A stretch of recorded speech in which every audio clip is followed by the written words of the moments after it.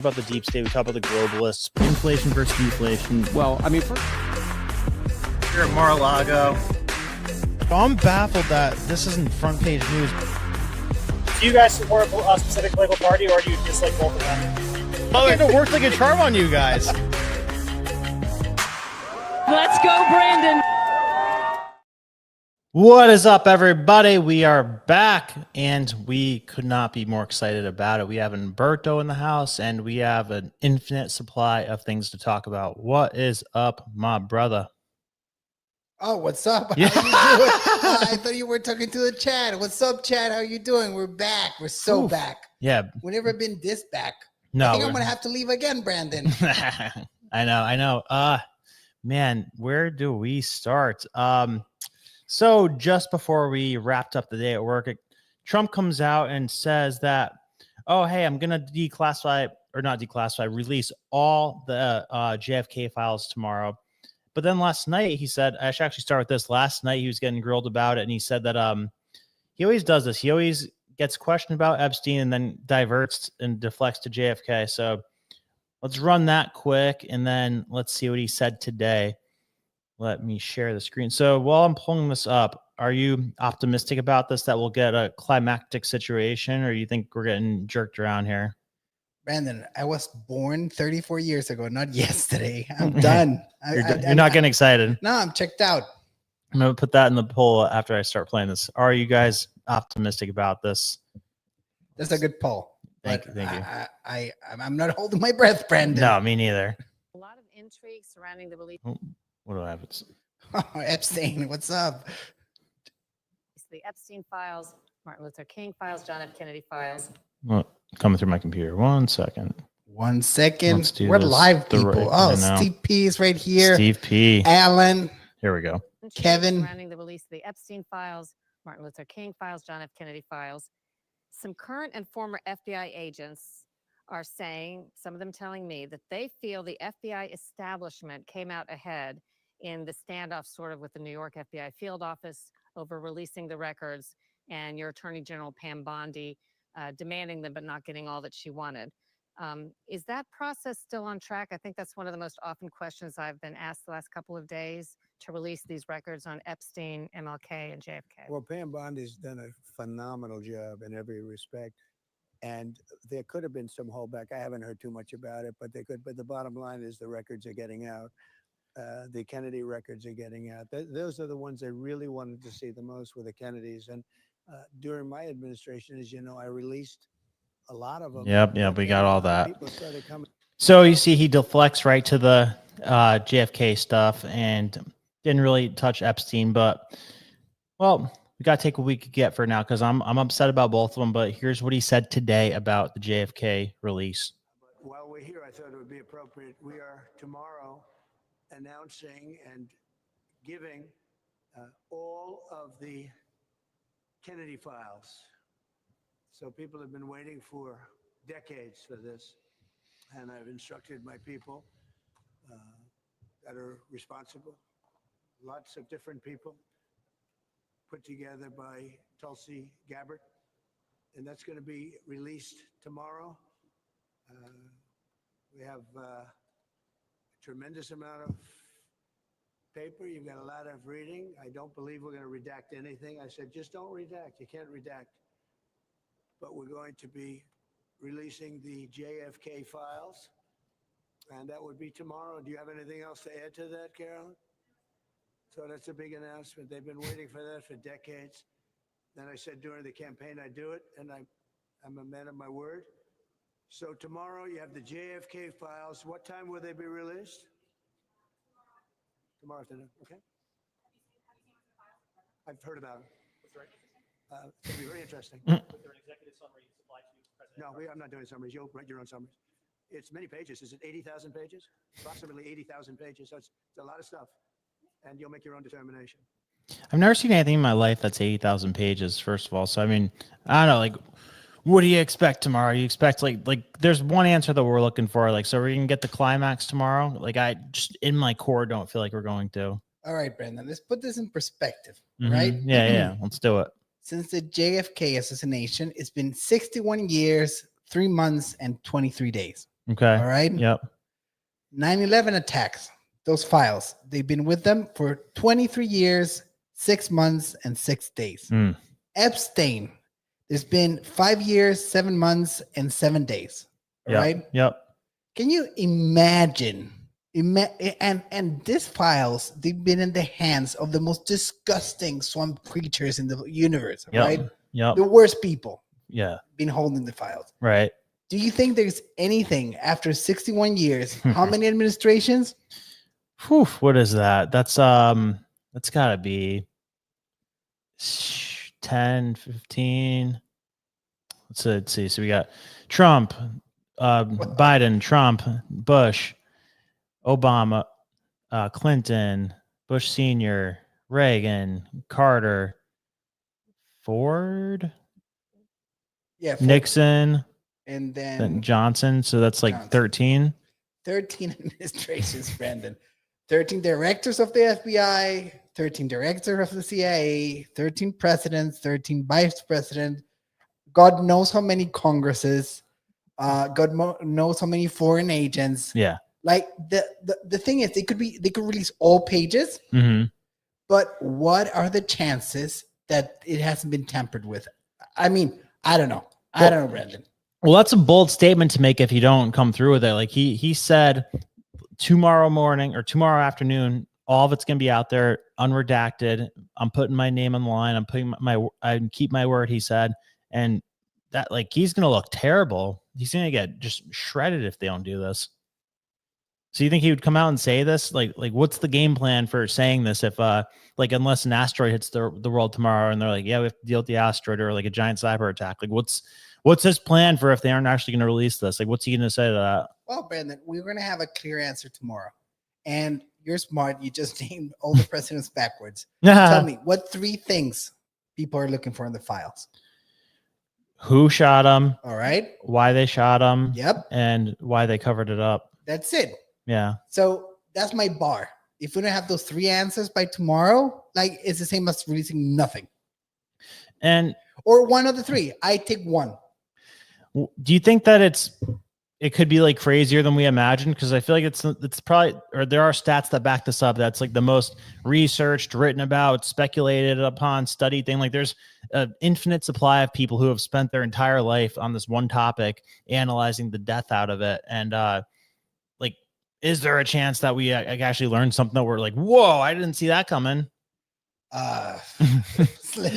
I mean, I'd be excited. That'd be exciting. Oh, I do a backflip. I'd forgive Trump for everything. I will do a back, Brandon, listen. Yeah. If we learn one of those 3 things, I'm done. Yeah. You know, like I'm getting his face in my back. It's over. It's a wrap. If we learn some new shit, I'll give him 6 months to release Epstein. Oh yeah.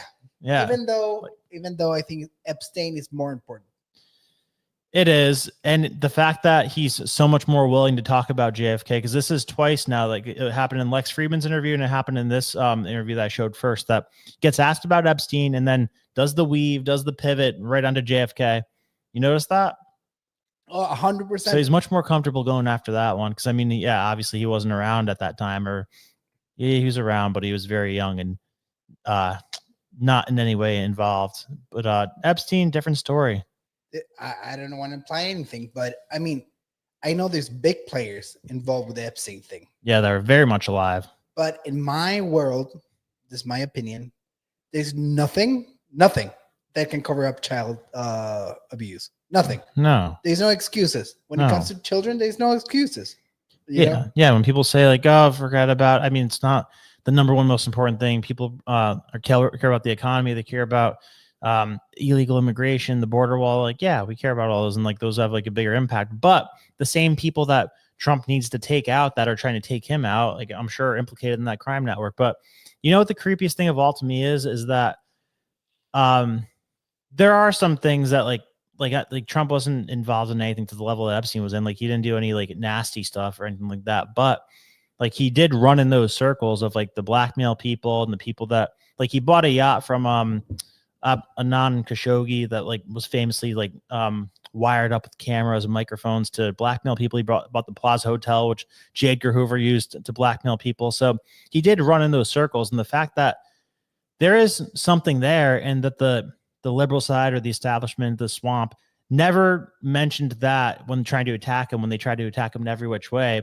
It's pretty creepy to me because that makes me be like, oh wow, it's like so deep that they would rather find a different, more difficult way to take him out to prevent him from being president than going down that road. Oh, 100%.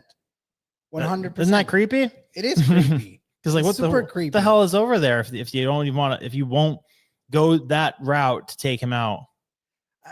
I don't know. Brandon. If I knew, I'd be working for the NSA or something. I don't know. I'd be a Fed. Yeah. But I don't know. This is my list. Like, I think top number 1, Epstein, because the victim's still out there. Number 2 be 9/11. Number 3, JFK. Ooh, I put JFK above 9/11. You would? Yeah. I don't know about that.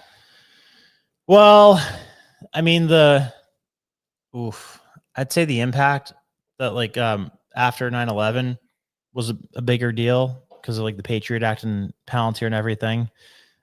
Speaking of Palantir, go watch the episode I just made. It was pretty cool. What I mean, pretty the best episode you ever made. It's great. A few people did say that. Yeah. If you guys don't watch your move, you gotta go watch it after this, obviously, because we're live. Yeah, of course. So yeah, I guess, I mean, people in the poll in the chat feel the same way. I think, was it 62% say no, we're not going to find anything out tomorrow.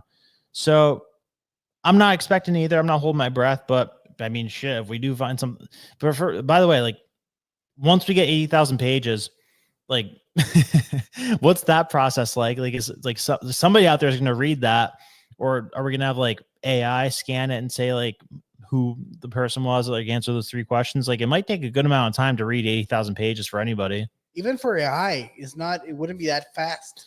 Yeah, no, I mean, even like when you like have a ChatGPT like analyze an article or something, it's kind of choppy. This is what I would do. What? I would get 800 guys, Mm-hmm. give them a set amount of pages, Yeah. and have them read it. Right. Like go to Stanford or something. Yeah, I don't know. If you have 8,000 guys all working together, there's 1,000. 10,000 pages each. Yeah, That's still a lot. That's a lot. Wait, am I doing the math right? No, Yeah. you're doing the math wrong. 1,000 guys. Because Oh, 8,000. wow, we're looking times 10. stupid Yeah, live. We're looking super stupid. Smart. Wait, no, because if you said 8,000 people, if it was 8,000 pages, and they'd do 1,000 pages each, right? Yes. So, Oh, Brandon. oh wait, no, it'd be Oh, one my page. God. Oh wow, that was really dumb. Yeah. All right. No, yeah. So what would be 8,000 each if it was what the hell?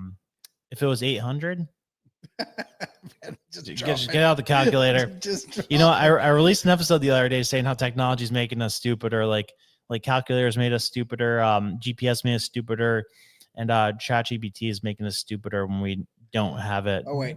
All right. For 100 pages each. Yeah. All right. Yeah. You need 800 guys. Oh, okay. Way off. What was Right. I doing? For 1,000 pages each, you need 80 guys. That was so acoustic. No, that wasn't. That was actually the opposite of acoustic. That was. And then with 8,000 guys, you will 10 pages each. Okay. Wow. All right. Moving on. Moving on. Let's keep trucking, baby. So a little bit to do with this topic. Kash Patel asked for a direct line to Trump going around Pam Bondi. Big deal, little deal, no deal, somewhat of a deal. What do you think of this? I forgive anything that Pam Bondi does. You forgive anything that she does? Yeah. Why? Because she's hot? Yeah. So that's it? No. What do you think, Brendan? Yeah, I think I didn't know who Pam Bondi was when she first got in. I was upset that Matt Gaetz tapped out because I thought that he would have been the savage that we need in that position because he's kind of crazy and he would do whatever Trump said. And I think he just seeks the truth. I think that he got kind of caught up in something that like where he got schemed.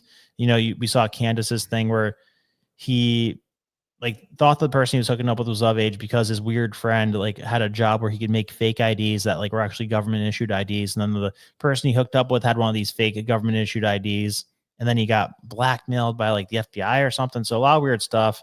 But yeah, we had no idea who Pam Bondi was. And right now, I mean, has she done anything that makes you say like, oh wow, I'm glad she's here. I can trust everything that she does. She's gonna ask all the right questions and give us all the answers. All right, hot take Yeah, coming. Three, yeah. 2, 1. Boom. She's a lawyer, And lawyers that lie. they know the law. They move in silence and violence. They act carefully. I personally think Kash Patel's a hack. Never liked him. Never liked I him. know you always hated him. I never liked them. Mhm. Anyone that has one eye pointing that way and the other eye pointing the other way, I can't trust. He can't control that. Well, but I can't trust it either, Brandon. Like, I need clean, straight eye contact to take Right. someone seriously. I'm sorry. They do It's say baseline. the eyes are the window to the soul. So like, and his soul might be a little conflicted if his eyes look that way. And he was talking. Look, he did a whole podcast because Pat Bondi. All right, Brandon. Pam, That's her name. you said Pam. Pat. You said No, Pat Bondi. Pam Bondi. Okay. All right. Yep. Pam Bondi. She came in quietly to do her job. Kash Patel. He was talking big game. Yeah. You remember? Oh yeah. He did a whole year of fucking podcast. I'm gonna do this. I'm gonna do that. I'm gonna do this here. I'm gonna do that there. So I think Kash Patel overpromised, underdeliver, and I still think that that Pam can do a good job. Well, he's not really capable of doing anything that Pam doesn't want him to do. So that's the thing. Like I don't know if he like didn't realize that or if he thought that him and Pandy, that we should call her that. Short for Pam Bondi, Pandy. But I'm telling you, like, if Kash Patel delivers, jokes aside, if Kash Patel delivers on everything you promised, like, I'm gonna put a picture up. Yeah. I'm gonna print his picture and put it in my room to look at him, and then get a sticker in the back of the truck. Like, if he comes through with whatever he said, he's a hero. Yeah. Right. Yeah. So sure. far, nothing. Yeah. No, he talked a big game, and I don't think we've heard a single thing from him yet, except for this. So do you think your girl Susie Wiles is gonna let him have a direct line to Trump, or do you think she's gonna tell him to shove it? Hell no. Nah. All right. No, come on. She is the best part of the administration. Why? Because she is the ice queen. She's on point. She doesn't take any bullshit. You think she's gonna go with this? Forget about it. No. We think the conversation went like he calls him like, Susie, hey, I was wondering if I could go around the attorney general and speak to the president directly. Susie? No. That's it. Family Guy? Yeah. The maid lady? No. Consuela? Yeah. Because she didn't even answer. She passed it to the cleaning lady. She goes like, no, come on, Brandon. There's a chain of command for a reason, all right? Yeah. And that's what it is. Right. Right. Why would he want to skip Pam Bondi? Maybe he doesn't agree with her. Maybe he doesn't trust her. I mean, that's really feels like a trust thing to me, because why else would you not want to go through your boss to go to your main boss if you don't trust them? That's the thing, Brandon. This is such a weird thing to make this public. This is soon, too. Very soon. What, 2 months? 2.5 months? Yeah, just about. All right. This is weird, Brandon. Like, if you have a problem with her and you want to make things public, you don't make public that you're going to put a direct line, Yeah. You make public the problem you're having with her. Right. Or you speak to them in private and ask for the direct line. Or speak to them in private. Like, because this looks weak. This is a break in communications. It's not a good look at all. No, it is not. You know what else is not a good look at all? What's not a good look? When your staff is having a machine sign things for you that declare things into law. You still haven't talked about this? I haven't talked about it yet. All right. This is fresh. Yeah. So when did this break? This broke over the weekend, right?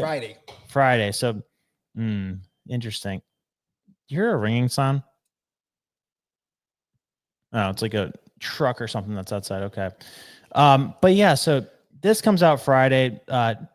New York Times. I purposely picked the New York Times to show this article because I'm like, all right, let's find the most liberal slant possible and see the argument they make against like why what Trump is saying is ridiculous and why what is coming out from Biden's camp isn't ridiculous, right? So the way they frame the headline, Trump says Biden's pardons are void and vacant because of Autopen. Now, did you know what an Autopen was before this? Yes, I did. Really, I had no idea. I thought that like he was just in autopilot mode or something, and like just signing whatever they put in front of him. I had no idea the extent of what this freaking machine is. Yeah. So it's literally a machine that you put your signature in front of it, and it like models it, and it could like just duplicate your signature perfectly With a pen. Yeah. So it looks like a wet signature. A wet signature? Yeah. What does that mean? That's a technical term. What does that mean? That means that you have digital signatures. All right. So I send you a PDF, you sign it digitally, and then it goes into action. Oh, you do that thing with the bank or whatever. A wet signature, it means that you need to put pen with ink that is wet to paper, and that's a wet signature. All right. Okay. And most of the documents, especially like pardons and like big presidential law. Yeah, things that go into law, they need a wet signature. Okay. All right. So this is what this thing looks like. It looks almost like that thing you could draw a perfect circle with.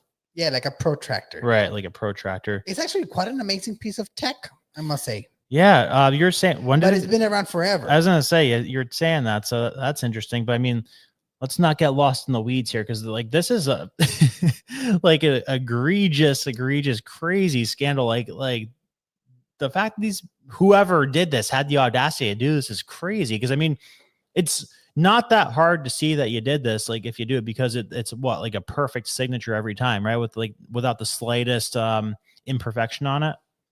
Well, some presidents, like who was the first president to use it? Was it Woodrow Wilson, because he was incapacitated too, and a demon? Harry Truman.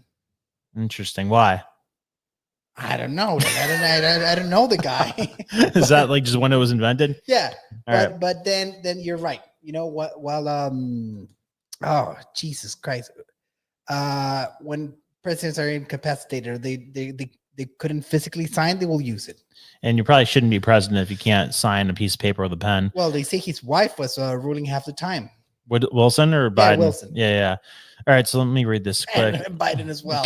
Well, we had that whistleblower at the PVD podcast. What's her name? Lindy Lee. Lindy Lee. Yeah. She was like, Joe Biden was the actual president. That's what she said. And she was the biggest donor. And she made people call her doctor when she wasn't a doctor. Yeah. All right. So I never did. Nope. The use of the Autopen, a device that reproduces signatures, is ubiquitous in government and business. Oh, see, they're already framing it like it's a common thing. Relax, people. It's a ubiquitous thing in government and business. Is ordinarily uncontroversial. There is no power to undo a pardon in the constitutional law or case. That's how they opened it up. So unbiased.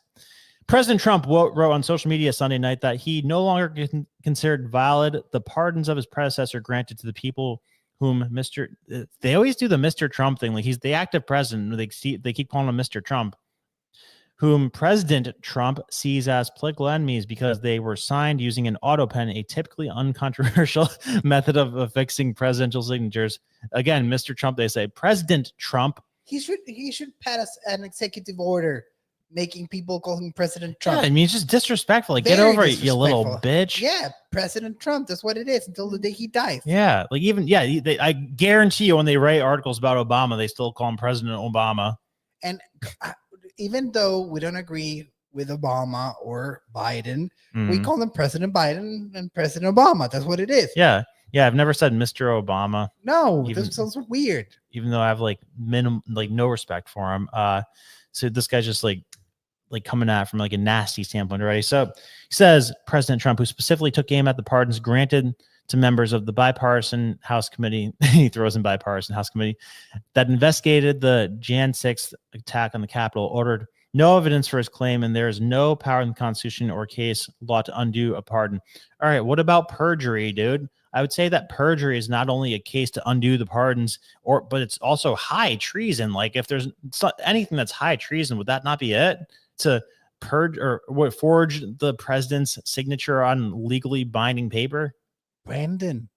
Yeah. The printer goes brr, Yeah.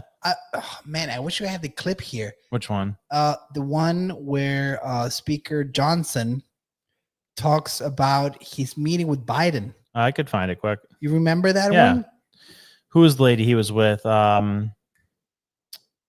Barry Wise. Probably. Yeah. All right, go ahead. Say your point while I find this. So the Speaker of the House needs to speak to a president. They didn't allow him to speak to him for months. All right. Yeah. He finally gets to talk to him in private. And then he goes like, Mr. President, you signed this. And he was like, I signed what? And he didn't know what he signed. Yeah. He denied that he signed something. So you're telling me that because you know how it goes. I mean, it goes president, vice president, speaker, right? The third highest office in the country. Mm-hmm. And he didn't know what he signed. Yeah. And those are the cases where he was there. Like he could have just been sleeping, not even there. They're just cranking out Autopen signatures like a factory supply line. You know, like who's crafting these things? Was it like Jake Sullivan, Anthony Blinken, what's the name, Jill and Hunter? So this is my point. All right. Uh-huh. So you have a machine an unsecure machine doesn't have a password or anything. So one button and it signs. Then you have a bunch of heathens around him crafting laws. Mm-hmm. And then you have this video. Like, I mean, just tell me, like, if you combine both things, like the Autopen machine, like a murder of crows, that's how you call a group of crows. Yeah. And an Autopen machine. Right. All right, here's the clip. Real quickly, Mr. President, can I ask you a question? I cannot answer this from my constituents in Louisiana. Sir, why did you pause LNG exports to Europe? Like, I don't understand, liquefied natural gas is in great demand by our allies. Why would you do that? Because you understand, we just talked about Ukraine. You understand you're fueling Vladimir Putin's war machine because they got to get their gas from him, And he looks at me stunned with this, and he said, I didn't do that. I said, Mr. President, yes, you did as an executive order, 3 weeks ago. He goes, no, I didn't do that. And he's arguing with me. I said, Mr. President, respectfully, could I go out here and ask your secretary to print it out? We'll read it together. You definitely did that. And he goes, oh, you talk about natural gas. Yes, sir. He said, no, you misunderstand. He said, what I did is I signed this thing we're gonna conduct a study on the effects of LNG.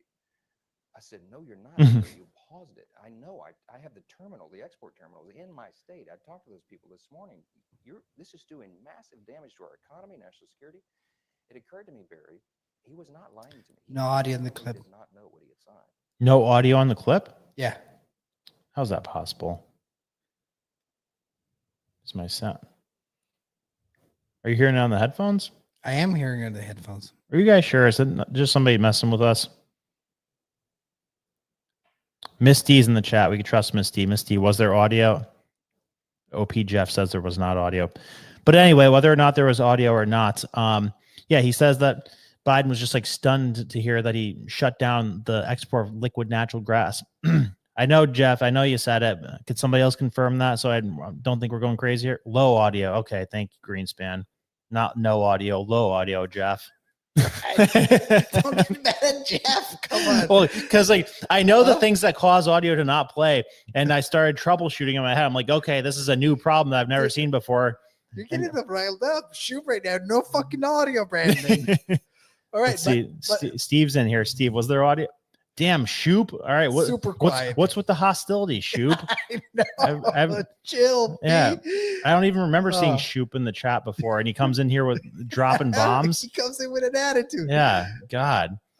So anyway, to summarize what Mike Johnson said, since there was either low or no audio, he's saying that Biden had no idea that he signed this bill. So that's like the picture that I had in my head, is that Biden was just like sitting there, they were putting things in front of him, and he's and would just sign them. But it's even crazier if they just had this machine cranking, like had like a printing press of legally binding laws and documents coming out, and just this machine signing it for him. Like, is there a bigger crime than that out there if they actually get into this and forensically prove it? But the thing is, the Autopen thing by itself is reasonable, Like Wilson, the machine? Yeah, the machine is reasonable. Like, they have to sign a lot of orders. And if it's the president pressing the button, it's fine. All right.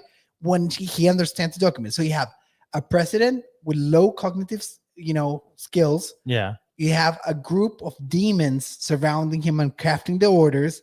And then you have an Autopen machine. But with the way that things were, what's to stop them from just auto-penning anything they want into law? Because remember, you think they didn't? Well, Brandon, you think they didn't? What? Autopen everything that they wanted. I think they did. All right. Like one day there's going to be a documentary that comes out where people closely study everything that was signed into law during this 4-year stretch. And they're going to say like, wow, this is crazy. This makes no sense. Oh, here's why. This is who it benefited. And this is the person that probably auto-penned this by themselves in the auto-pen room because what am I going to say? So the well, you know who's writing the book in it? who? Jake Tapper. I know, which is unbelievable. It's unbelievable. Like, he was the biggest guy going, no, the president is fine. He's the strongest he's ever been. And now he's writing a book about how bad he was. I know. All right. It's beyond me. Like, it's unbelievable, Brendan. Unbelievable. Yeah. So if it if it comes and like especially for the pardon too, like for the last minute pardon that literally came out like 1 minute before Trump was sworn into office, that pardoned like his whole family, that's a big one. And what is it, the Ukraine funding here's the point I was gonna make before. So remember when they swapped in Kamala for the 2024 election? There was no trace of evidence that Biden was in on that decision. Like they literally released a document that didn't look like an official government document with was there a weird signature on that one too? No, I think there was a spelling mistake or a weird thing. I remember there was something wrong with people were pointing out things and like there was Yeah. no visible trace of evidence that Biden had anything to do with that document. There was just a Twitter release. Brandon, and then he kept quiet for weeks. Yeah. How long was it? What, 8 days or Yeah. something? And He didn't say anything. There's even a rumor that he was dead or something. That remember Charlie Kirk Yeah. came out and said that. So yeah, this is a weird one. I mean, yeah, like I think that's definitely worth a Supreme Court case. If people were forging his signature without him knowing about it, that's crazy. That's one of the craziest legal violations I've ever heard of in my life. If people were doing that. What was the point of the tweet, Brandon? Which tweet? I mean, the Truth Social that Trump posted.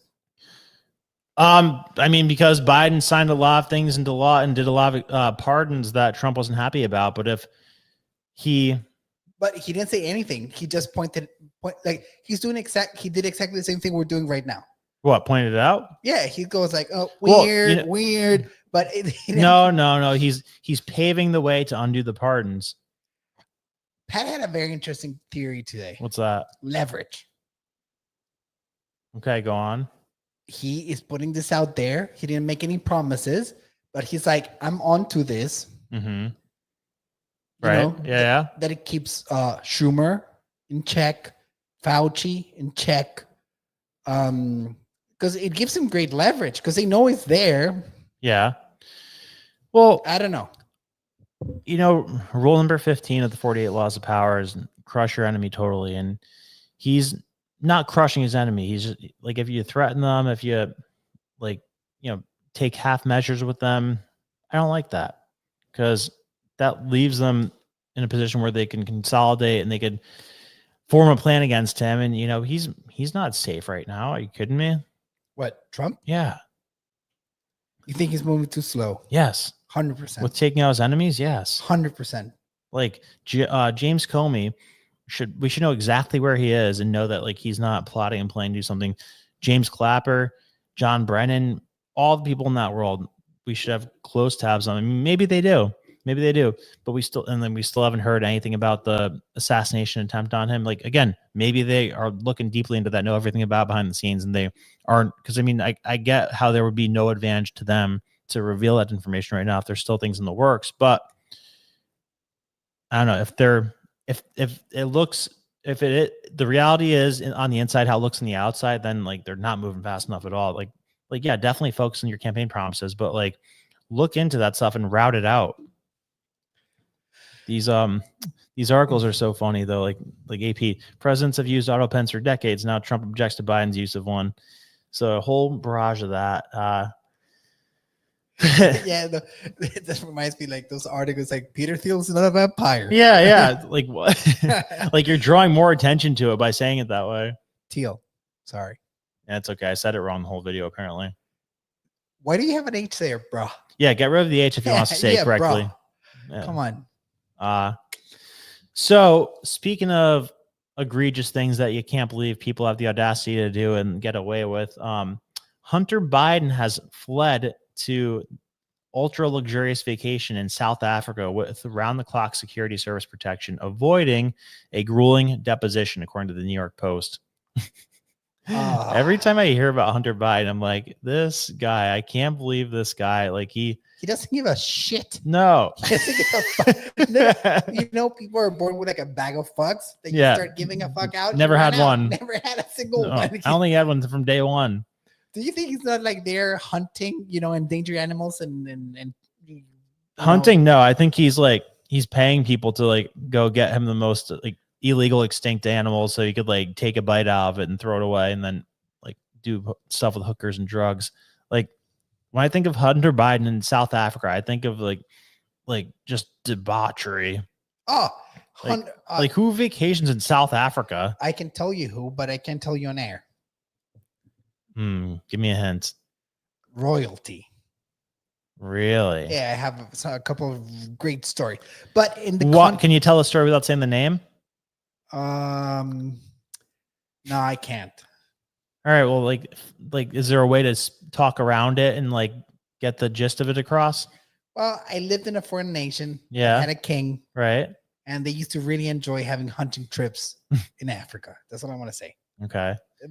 Reminds me of like the movie, the book, The Most Dangerous Game, where they're like hunting people. No, just normal I can't say the word. Debauchery. Look at this guy. Hey, but listen, this is funny because did you read the last thing that came out? Which one? Trump, like a few hours ago, stripped him of all Secret Service. Oh, did he? Yeah, he did. If you look up Twitter, he got X. Sorry, I don't want to be a boomer. He just got stripped of all Secret Service. Oh yeah! Wow, good. Yeah, he went there with Secret Service around the clock. That's so like. When have you ever heard of the son of a former president having full Secret Service?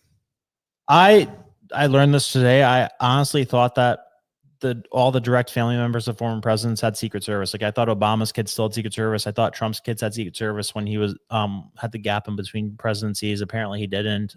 But yeah, no, I learned that today. I thought that they did. This Secret Service details, the way that we're giving them out, it's a joke. Giving them out like hotcakes. Yeah, like Fauci. Yeah, like give it to Fauci, but not to Trump, or not to Trump's family. It's crazy. So this one thing, and then I don't know if it's related, but guess who just got kicked out as from the United States by Marco Rubio? Who? The ambassador to South Africa.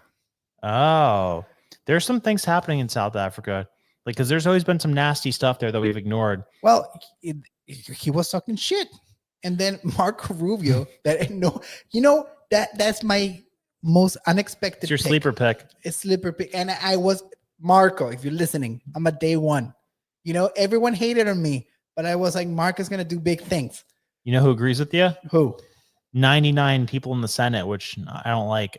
No, but yeah, Marco Rubio sleeper. He tweeted about it on Friday or Thursday. He caught the ambassador talking shit about America, and he was like, "Get the fuck out immediately, effective immediately." Wow, good for him. So, random question, but like I feel like Hunter Biden's one of those people that he's gonna live to be like 98 somehow, unless like something unforeseen happens to him, like him getting hit by a bus. He just seems like a cockroach that he could like sniff paint mixed with fentanyl off like a dirty poisonous surface and live through it somehow. Like you could drop him in the woods and like he'll just end up showing up somewhere. No? Yeah or no? Like, dude, he escaped everything.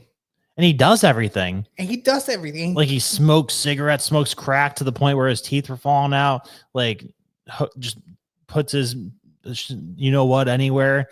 Like the fact that he isn't like severely ill from like a STD or from the like drugs he's done, or that he's never like done fentanyl by accident, or maybe he has done fentanyl and like is just power through it. It's crazy. Power through it. Brandon. He even bamboozled the IRS with his paintings. You forgot about that? Oh yeah, his little artist thing. Like what? He was doing what? He started doing paintings, and then like that was like a money laundering way for people to give him money in exchange for influence. Yeah. Yeah. he's so overt about everything. It's crazy. And like whether it's staying alive or staying out of jail, it's crazy. Shall we talk about Burisma? Sure, Like, yeah. A guy with no clue, no experience about anything to do with energy. He made the board of one of the biggest energy companies in the world. Yeah. Nah, this is insane, Brandon. Like out in the open, he made the board out of nothing. Yeah, like they say, like so and so has 9 lives or whatever. He has like 100 lives, or like an infinite supply of lives. Man, like, and Joe Rogan had the chance to have him on at one point. Really? Yeah, and he turned it Oh, down. man, he should have. He said he had the chance to have him on before the Twitter files came out, and he denied it. And then he tried to get him back on when the Twitter files came out, and they said hell no. But like we've never really seen him in like an interview type of situation unless it was like a protected one. Like, but even in the protected one, he started talking about how he was like looking through the carpet for anything that remotely resembled crack. So imagine what Roy Wolf got off him. Like he probably would have started smoking weed and drinking and Trump said, I think it was things are moving too fast, Brandon. I know. I think it was last week or the week before last that he will investigate whose cocaine was in the White House. I mean, do we really have to investigate that? I think we need a formal investigation. I mean, I think that's like the least speculated on thing ever. I think that there's a 99% chance it was his. You never know.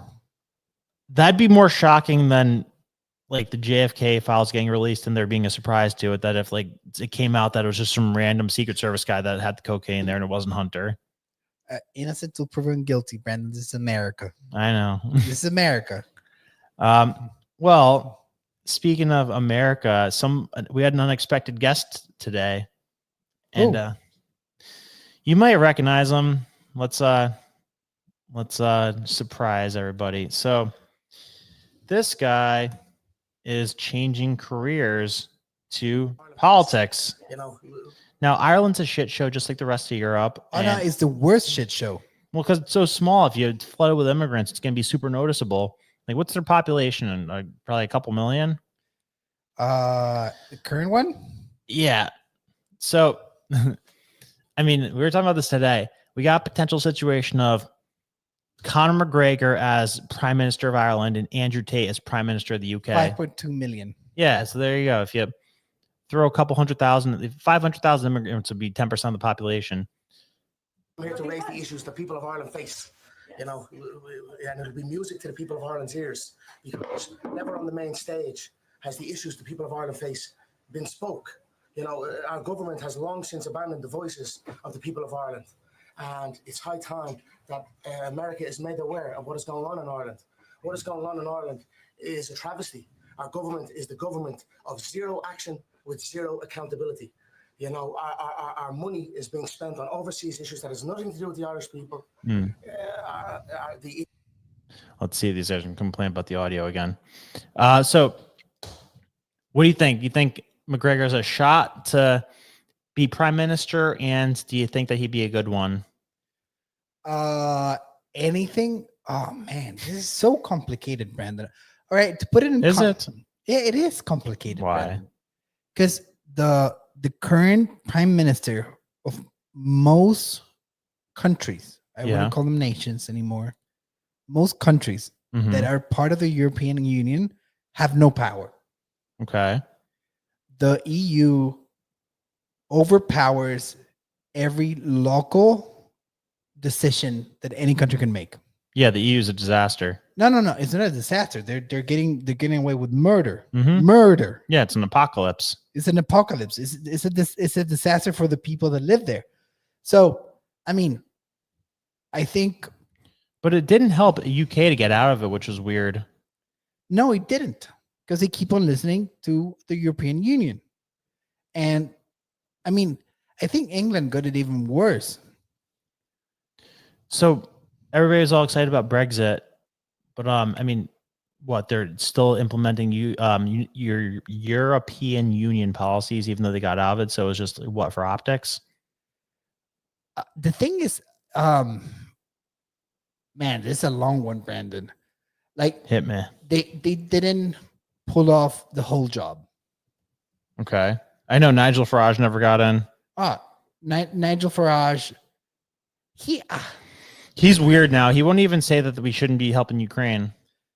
he said a bunch of things. Like last week, he said he's not a populist, Yeah, what the hell's up which with I that? think is really dumb. All right, because all these people, they're talking about democracy all day. We need to save our democracy. Democracy here, democracy there. Mm-mm. All right, what is democracy? What is the definition of democracy? The will of the people. All right, the rule of the people. Mm-hmm. And what is populism? Populism is the popular opinion of the people. All right, it's the rule of the people. Yep. So I don't know what world we live in that the rule of the people when it comes to democracy is sacred. The rule of the people when it comes to populism is a bad thing. Yeah, it blows my mind when you see like they'll be like populist wave goes across Europe and has the political establishment terrified by these far right extremists. Like, it's not far right extremists if it's a populist movement. That means it's more than 50% of the population feels strongly a certain way. It's literally what it means. Like when 60% of the people feel a certain way about something and strongly pursue it, that's what populist movement is. Yeah, that's the biggest. The thing is that with identity politics, all right, Mm-hmm. democracy is the rule of the people, but not the rule of majorities. Right. You know what I'm saying? Yeah. Like, this is not the definition, but this is what it really means right now. Democracy is when the minorities run the country. Populism is when the actual majority gets what they want. You know what I mean? Yeah. So you're saying democracy is when the policies favor like the poorest people in society? Poorest, the vegans, the LGBTQ, the indigenous people, the people with disabilities, the people from the Communist Party. Like when those minorities get to do whatever they want, that's democracy. All right. Yeah. But when your average taxpayer doesn't want to have, immigrants running into his garden, he doesn't want to have a crime-ridden public transport system, doesn't want to pay half of his salary in taxes, wants to get his kids a good education, that is populism. Yeah. When the majority of people get their way, that's populism now. And the middle class primarily, because the middle class is really the line between a free country and socialism, because you have to destroy the middle class to implement socialism, because without destroying it, there's too many people who like the way that things are. But when you make like housing 3 times as expensive as it was just a couple of years ago, when food goes up, when energy goes up, then you erode the middle class, and your shitty communist sales pitch sounds more appealing to people because they're desperate for a handout. Well, we're looking at it today, how out of hand prices got in Canada. Yeah. Like, I didn't find it right there, but Brandon, a studio apartment, all right? A studio apartment, 1 bedroom studio apartment. It's just 1 bedroom and a bathroom. Yeah. In Vancouver, Mm-hmm. $2,600.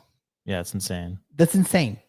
That's what like a 1 bedroom in Fort Lauderdale cost, or excuse me, that's what 2 bedroom in Fort Lauderdale cost. And you can't even compare how much better it's to be in Fort Lauderdale. I don't know if I would get paid. I don't know if I would go to Vancouver or Ontario for $2,600 a month. No way. So here's what the Irish Prime Minister said to Conor McGregor for what he said today. Quote, Conor McGregor's remarks are wrong and do not reflect the spirit of St. Patrick's Day or the views of the people of Ireland.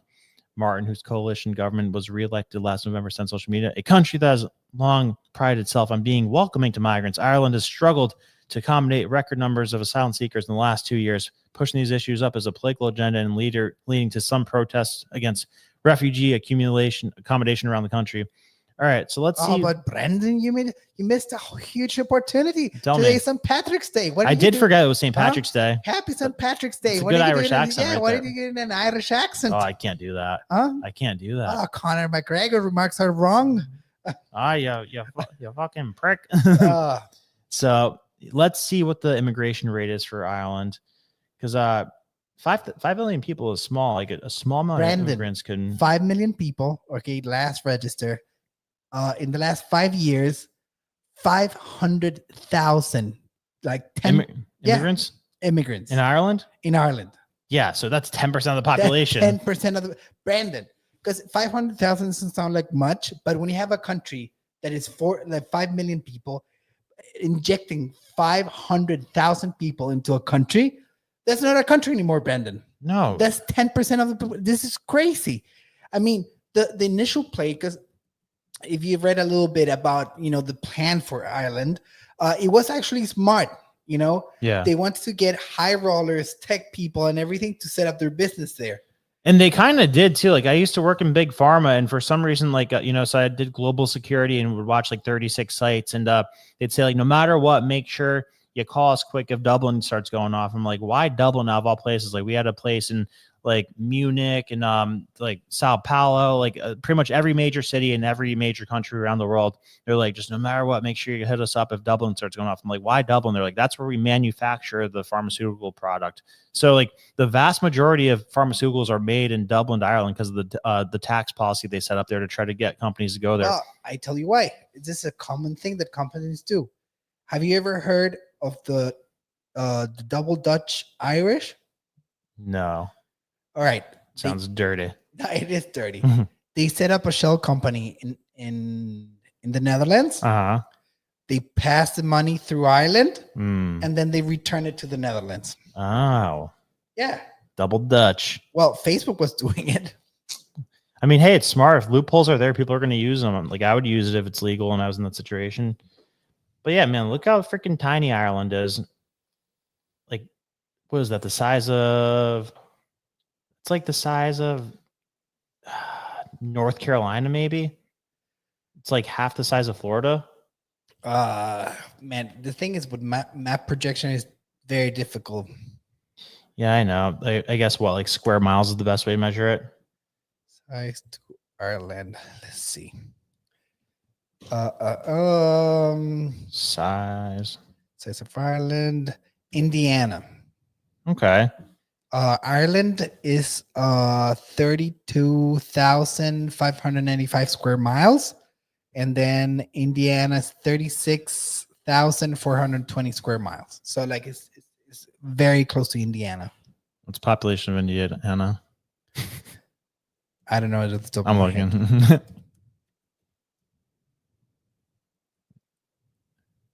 Oh, I said India by accident. No, that's I was mind blown for a second. 3 billion, 6 billion. All right, it's 6.7 million. Oh, All right. some more people in Indiana than Ireland. That's surprising. That is surprising. I don't know anyone from Indiana ever. Never met someone. No. I think Indiana doesn't exist. Maybe just Larry Bird. Just Larry Bird. He's just there by himself. But no, I think that it takes somebody like this to sort of save a country. Like it took like somebody who's basically like a superhero in our country to come along and break through the establishment. Like not only do you have to be super rich, but you have to be super charismatic and super bold too. Like look at the loser, Michael Bloomberg. He's worth, I think, $90 billion, wants desperately to run for president, to be the president. He wants desperately to be mayor. He always runs for everything. But like, I think the best he ever did was like mayor of New York at one point. Like imagine having $90 billion and you can't be a competitive president. Like he couldn't even make it to through a primary.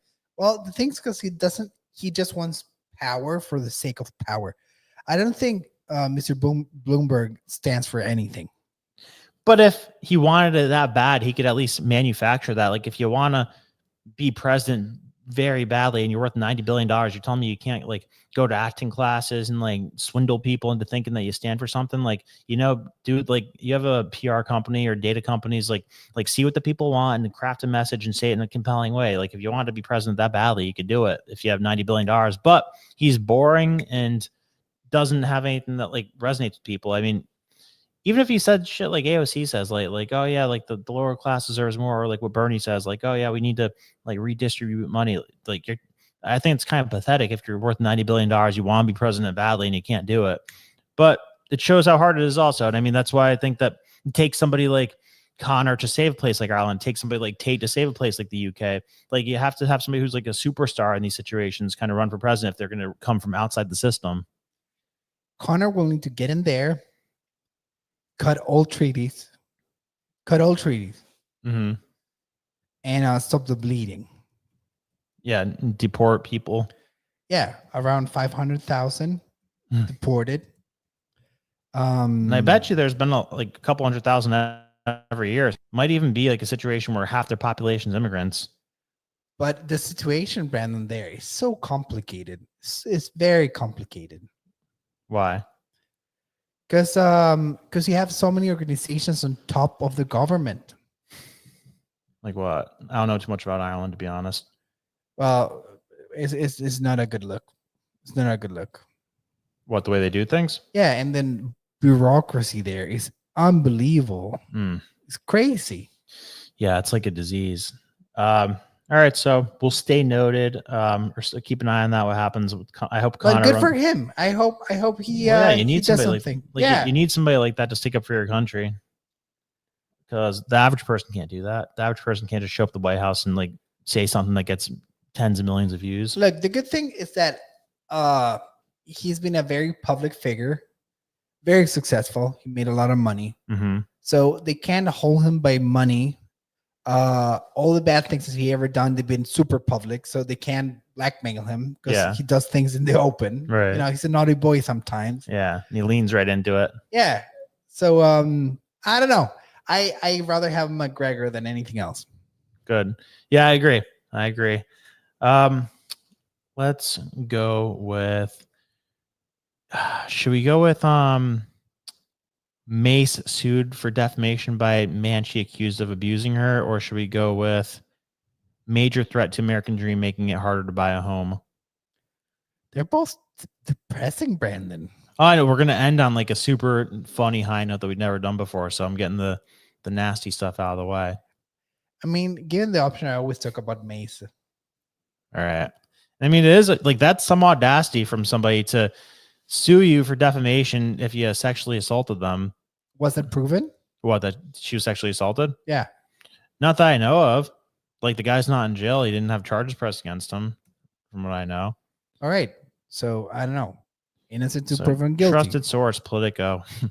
Well, look at those boots.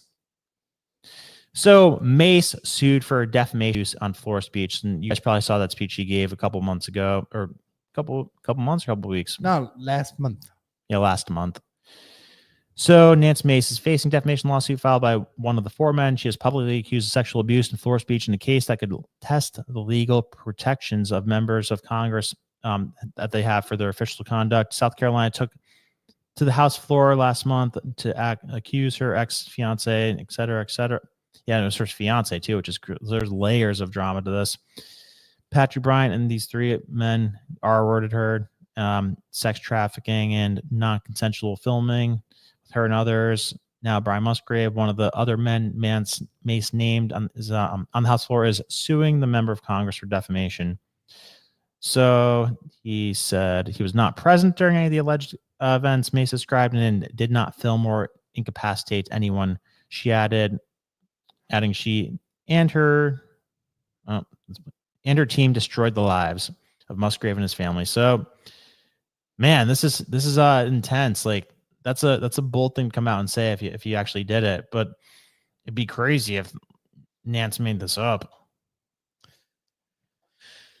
She's passionate about this stuff, though. You know, like what do you think, Brandon? I think that what? I think that I believe her. It's not like a believe all women thing, but you know, she speaks with like pain in her eyes, and like this is her whole platform. I mean, like, sure, it's possible that like she could have made it all up to like just make that her political position, because I mean that's kind of how she got well known. But no, I lean towards believing her, and maybe it's a situation where this guy has to say that, and like it's blurry enough to where he could say it and like try to make it an open question. I think they need to go to court. Yeah, and look through the evidence. I mean, if she was drugged and incapacitated, which I believe, like I don't think she's a liar. Yeah, no. At the same time, two things can be true at the same time. Like, I hate to be that guy, and I've been saying it a lot. Two things can be true at the same time. Yeah, Adam says that a lot. Yeah, but watch out. Two things can be true at the same time. I believe her. Yeah. whatever she said. And at the same time, maybe that gentleman wasn't involved. You know what I mean? Yeah. If she was drugged and incapacitated, maybe the gentleman wasn't there, but I tend to lean on her side. Yeah, me too. I mean, I feel like I have a good feel for when people are like speaking in like an honest way, and I don't think that she would like make this her like whole emotional position if it wasn't true. That'd be crazy. But I think she's brave. She's a warrior, and I hope this gets I hope she gets justice. Yeah. I mean, like that's it's like so audacious if the guy did it and is coming out and saying this and suing the person that he assaulted. But anyway, let's see. We could go to so there's all these leaks in the intelligence world, and like they're actually catching people in like the CIA and the NSA and Homeland Security leaking stuff that they're doing and like tipping people off about stuff they're doing to them, which is crazy that people feel bold enough to do this. They were doing it in the FBI too a couple of weeks ago. But Tulsi's coming out and saying that she's pursuing these intelligence leakers. So like how serious of a crime should these people be charged with? Should it be like treason? Like there's cases where treason's faced with execution. I don't know, what do you think these people deserve? You think they deserve the death penalty? I'm biased, Brandon. I know you love the death penalty. Yeah. I've been hungry for some good death penalties. No, I've been hungry for a treason charge. Yeah, we haven't had one in a while. When was the last time we had one? Now we have to look. Yeah, I've been hungry for a treason charge. I want someone to get tried. They always throw it around, but like we never quite get there. No, we never do. Let's see. I imagine the guy that gave away the nuclear secrets got something like that. Or there's that famous one where the guy was like a double agent or a triple agent for like the CIA for decades. When was the last treason charge in the U.S.? Oh, wow. What? It was like Uh, last month. no. We have a guess. When was the last time someone was convicted for treason? 72. Huh? 1972. Earlier. Really? Yeah. Wow, we don't like to use that one, huh? I'd say in the 50s, right around the time that the nuclear bomb was being workshopped. Very close. What do we got? Tomoyo Kawakita, a Japanese American who was convicted in 1952 for mistreating American prisoners of war during World War II. His sentence was initially death.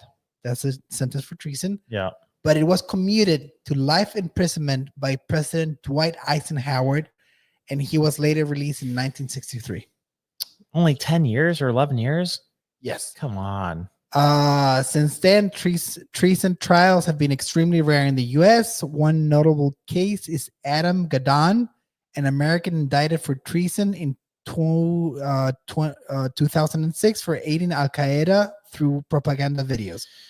However, he was never tried, as he was killed in a U.S. drone strike in Pakistan in 2015. Oh, geez. So what's crazy? I mean, so I've been going through this book, One Nation Under Blackmail, to like explain what's going on with Trump and Epstein and everything. And like it's a crazy book. Where go on to my next and look at my group circles. I know Steve P and Alan Satoshi Greenspan are in there, and we have a sick group of people. But like what this thing keeps highlighting is like how crazy these intelligence networks were. Like not even the legal on the books ones. Like literally there'd be dudes who worked for the CIA, then retire and get together and form like an informal, unofficial CIA. Like they literally had like these groups that would do intelligence operations in like Cambodia and South Africa, where they'll be like running guns and like running drugs to these like militia gangs in South Africa, helping them like take over the government or like rebel against the government. And they never got in trouble because they gave money to the right people for letting them do it. So like there's so many instances where people do things that are against the best interest of the U.S. government. But if you pay the right people and know the right people, like you always get away with it. It's crazy. Like even the Clinton administration, they were they were responsible for getting American technology to China that helped China out immensely. Super treasonous. I don't know why we're not using that. I think it will set a great precedent for Donald Trump to have the first president executed for treason during his First president or precedent? yes, set a first precedent. It still sounds like you could be saying president or precedent Precedent with an E, with an E. That's like a not, CE. yeah. Okay, got it. I think it'd be great for him to just hang someone. Yeah, I know you can't do like a normal you can't do like a lethal injection type of thing or like a civilized death penalty. It has to be like a barbaric one if you're going to do it for treason. Thank you, Kevin Coleman, by the way, for the super chat. He said, wet pen to make a signature legal, it must be notarized hand signature. I agree. It's not too much to ask for you to have like a formal process for legally binding documents that are signed by the president. But I think they still had this the assembly line of documents with the machine and everything, like probably crazier than we even imagined, and we already imagined it being pretty crazy. Oh yeah, the imagination runs wild. But like the thing is, like you assume these things, and people like the mainstream media gaslights you for thinking that way, and then when it like comes out a year later, it's like even crazier than your wildest imaginations. So never seems to disappoint. All right, I have a fun one. All right. I didn't even look at this one yet, but it's by the Wall Street Journal, and it's the ultimate men's playbook of style do's and don'ts, or styles and do's and absolute don'ts. Oh God. So, do you think we're gonna agree with this? Like, you think it's gonna be goofy, or do you think they're gonna be on it? I don't know. Let's see. Like it's the Wall Street Journal, so As I always say, take a chance. Columbus did. I know, you're right. All right. So, Wall Street Journal, the ultimate men's playbook to stylish do's and absolute don'ts. Let's see what they got. And then after this, we're going to do something that we've never done before. And I'm excited about it. So, let's see. First, we got what's the top style rule for men? Your clothes should fit. Okay. Number 2, pants are the prime danger zone. Celebrity stylist Michael Fisher flagged tight jeans as public enemy number 1. Okay. Tight jeans is public enemy number 1. Yeah. And rule number 1 is slightly too big is less bad than slightly too small. I think I break that rule. You break the rule every day. You wake up in the morning, you break that rule. Yeah, I know. Because the future looks I think tight. I'm breaking that rule right now. You're breaking that rule right now. All right. I'm a baggy guy, so like I know. agree. So let's check for you. Where's number 3? So, all right, I'm 0 for 1. 3. There's 13 threes, of course. All right. 3, a good chain necklace as thin as Jonathan Billy's in Ministry's fellow travelers over a dark sweater and sit back for the compliments. First who wrote this sounds kind of fruity. Number 4, not a dangly earring. Is this for this is for guys? Is this for guys? Yeah, like of course not a dangly earring. No earrings. Thank you. 5, for the blingophobic. Huh? Yours for 900 stats rooms. Is this just pitching products? All right. This is not fun. Let's do one more article and then do the thing that's actually fun. I don't know. I had high hopes for this thing. Do you blame me for the headline? Like No. that was a bold claim. That was a very bold claim. But anything that the Washington Well, I like the Wall Street Journal for economic stuff. So I was like, oh, they're trying to mix it up and go with fashion stuff. Let's see what they got. But I should have looked at it before we did it, but I wanted to be surprised. But I don't know, that was boring. 5 things we learned from Jess Stanley's Epstein testimony. That's a woman that was, I think, trafficked. And then We are facing an epidemic of demoralization, says happiness expert. Here's how to fight that feeling. Which one of those two?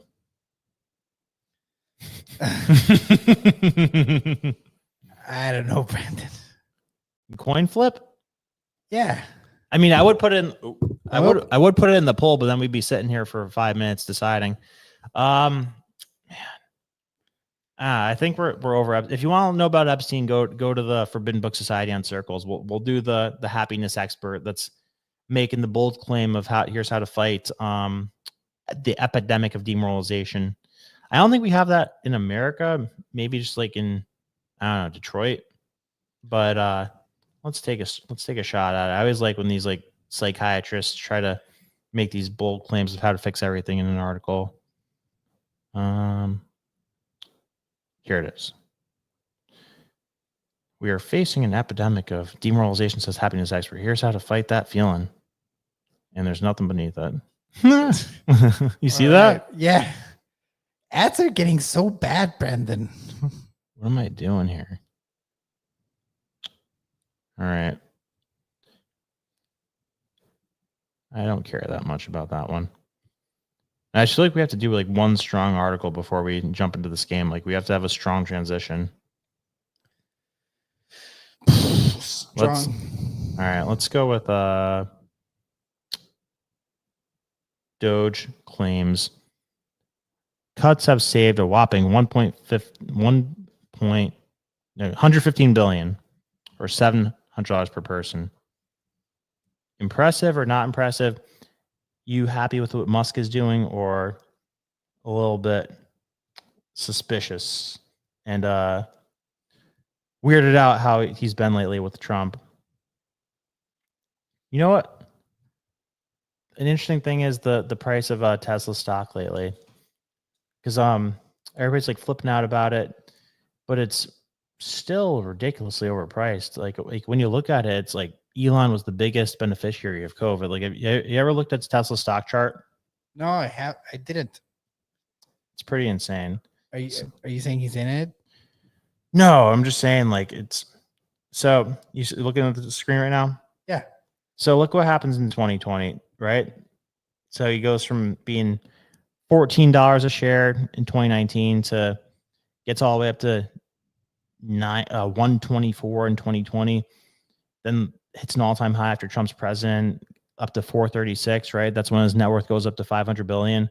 And now it's back down to 238. JP Morgan comes out the other day and predicts it's going to go down to 120. But the crazy thing is, like right now, with it going down this far, still has a price to earnings ratio of 116. You know what a normal price to earnings ratio is?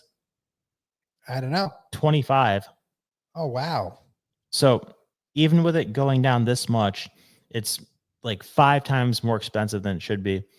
So I don't know, like a lot of this is because of like baked in expectations or like hype of people buying, like, because like when people are sitting home during COVID, like they were just throwing money at stocks, and Tesla ended up being a big one because he got popular with like the crypto community and all that. But I don't know. I think this thing could take a pretty big ride down because the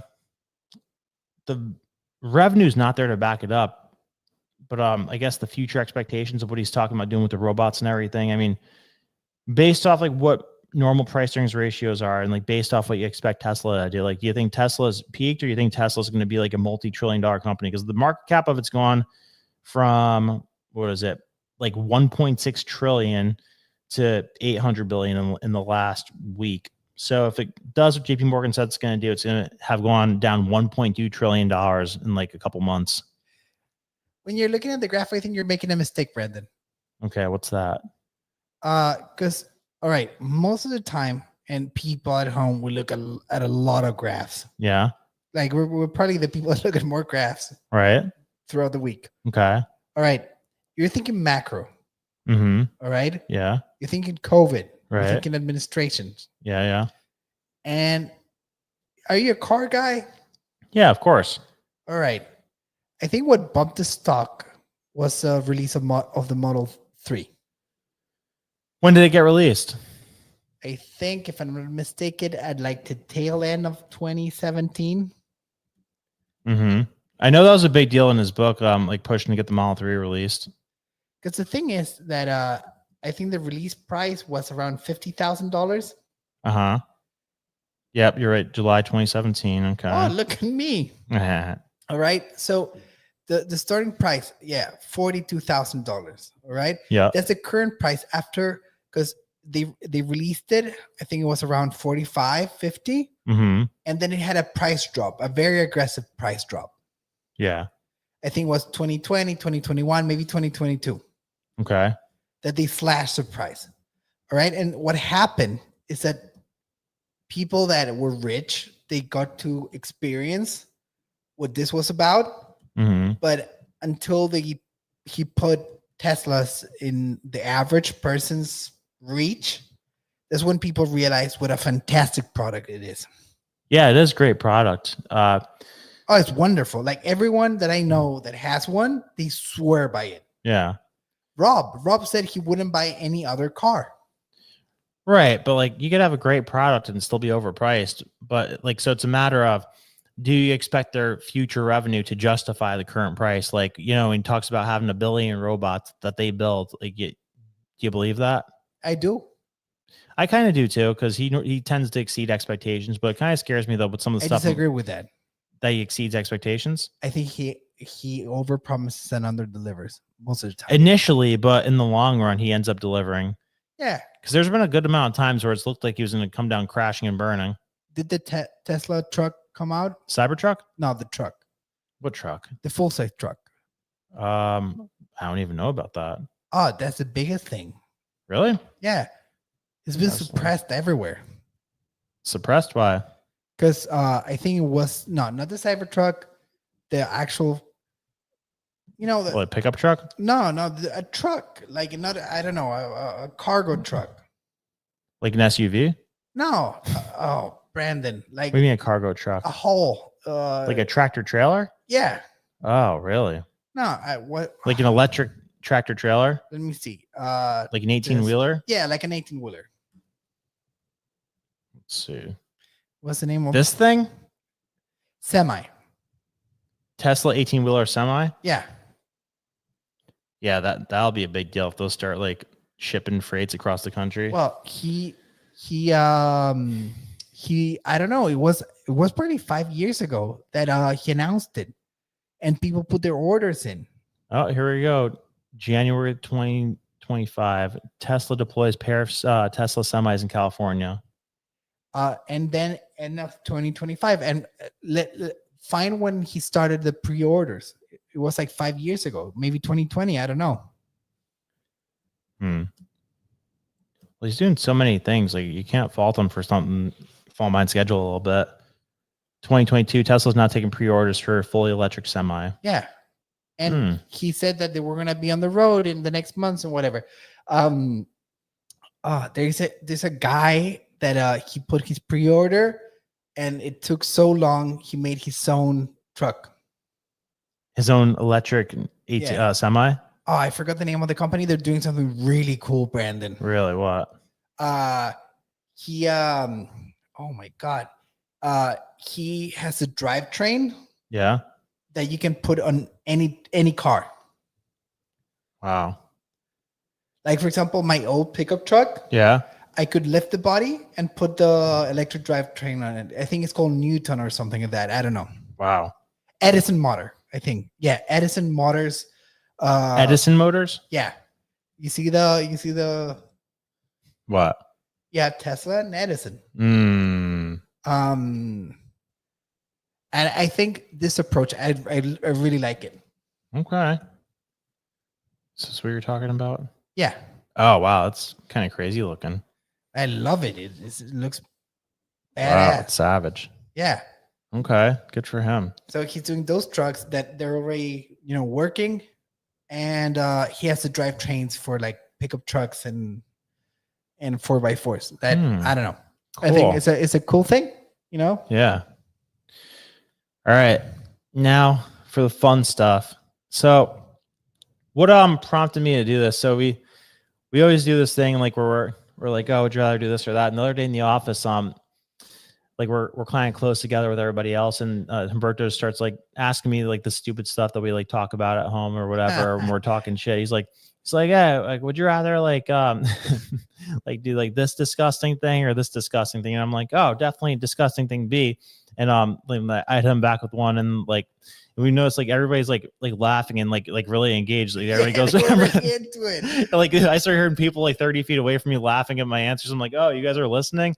And I'm like, oh, I don't know. This is like we do this just like to talk shit. So maybe the guys who watch the show will enjoy this. So it's an experimental segment. It is. I think it could be fun though. So I said to Humberto, like, put together like 5 really well thought out would you rathers, and I'll do the same. And I kind of wrote them out in a way where I could throw them in the poll so that you guys could answer along with us. And yeah, so we're gonna see how this goes. You want to start it off, or you want me to start it off?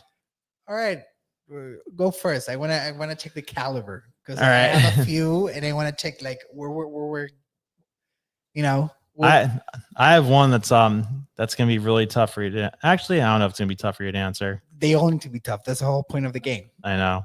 All right. I think no, I don't think this is an easy one. I think this is one you're gonna have to think about. All right, let me load it up in the chat.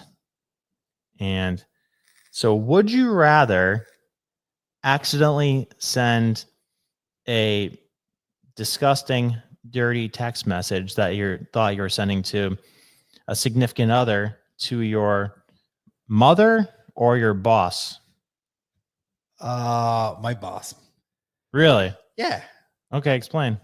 Well, you know, he probably thinks it's funny. Okay, so so you're talking about our top boss. What about that's my boss? Yeah. What about the one that's underneath him? I think my mother will be more understanding. I think that the dirty text message goes to my mother. Oh shit. So how about you, Brandon? Yeah, I think I would say the same thing. I think I would say I mean, so like, you know, people know who we're talking about. We're saying like we think that like PVD would think it's funny if like we accidentally send him and be like, oh, my bad, like it was supposed to go to a girl. It'd be awkward, like he'd make fun of us for it, but like it'd ultimately be funny. The mother a little bit more uncomfortable, but then the other boss might not take it as well, and like negative things might happen. So I'd say in that scenario, the mother as well.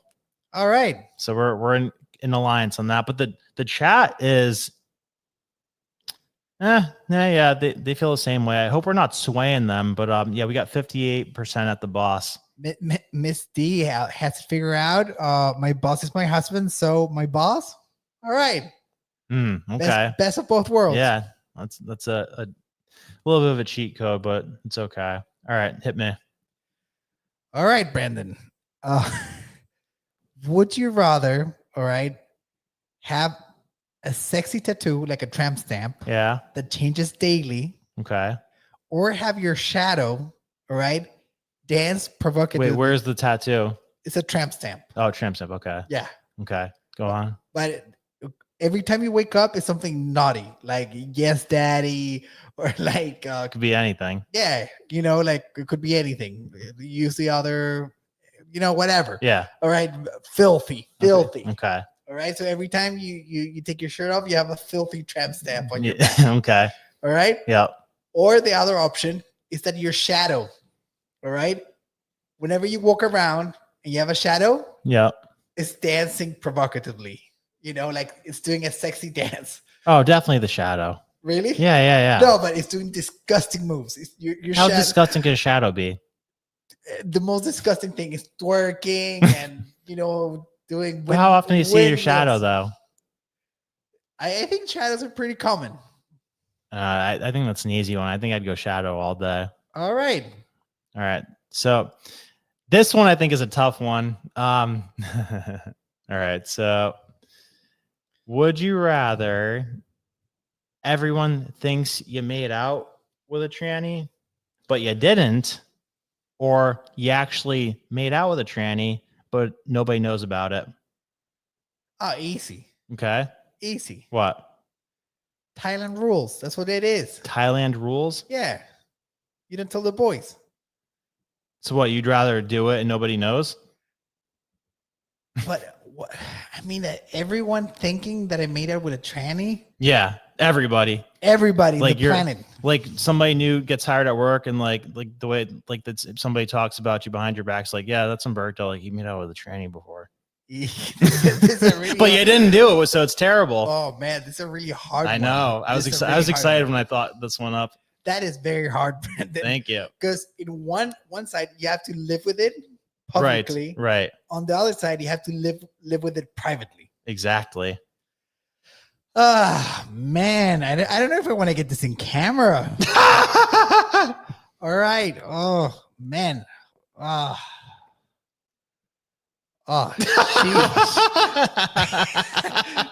they're both terrible. I know. But I guess, oh my God, Brandon, this is really bad. I know I'm really good at suppressing memories and pushing things. Mm-hmm.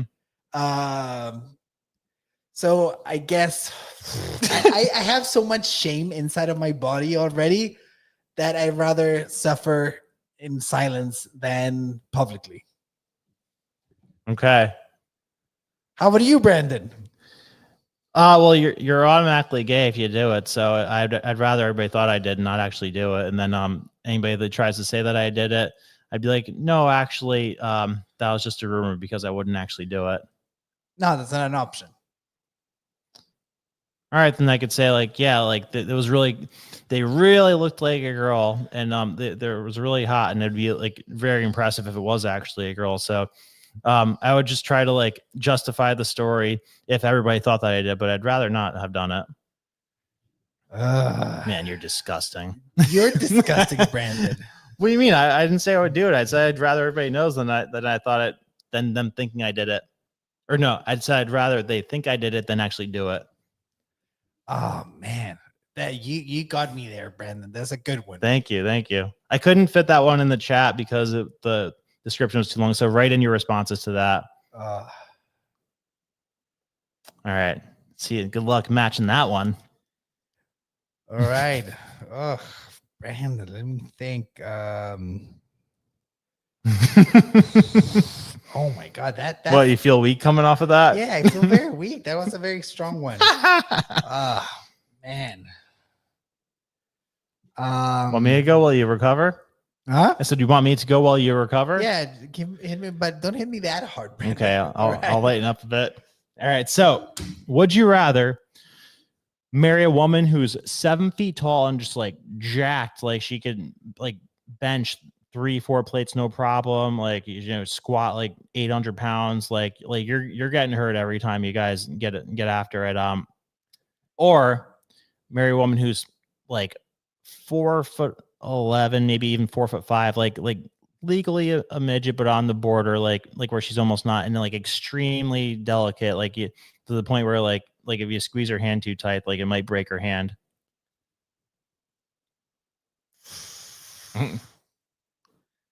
I don't see a downside to any of those, Brandon. Well, like one, you might accidentally kill them. The other one, you might accidentally be killed or seriously injured by them. Brandon, if you are afraid to die, just don't. It's the hero's journey. Yeah, if you're afraid to, just don't go outside, man. I know this is an easy one for me too. Yeah, take a chance. What's your take? You didn't answer. You want me to answer first? I take the Amazon anytime. Yeah, me too. Like I think the chance of getting killed makes it hotter. Yeah, exactly.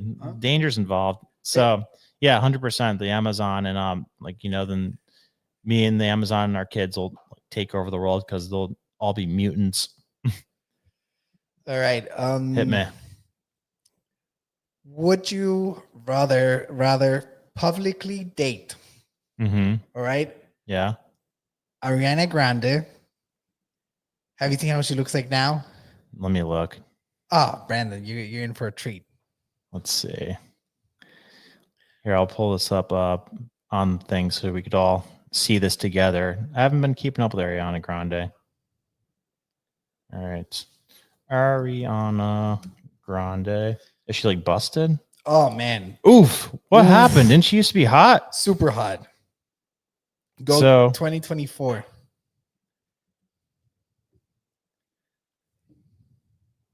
What, like this one? She looks good there compared to what she actually looks like. So where are you seeing these pictures where she looks terrible? Maybe this one? Yeah, she looks like the one on the Right, obviously. right. Yeah, okay. Yeah, Or even like this. yeah. Yeah, okay. Like a skeleton.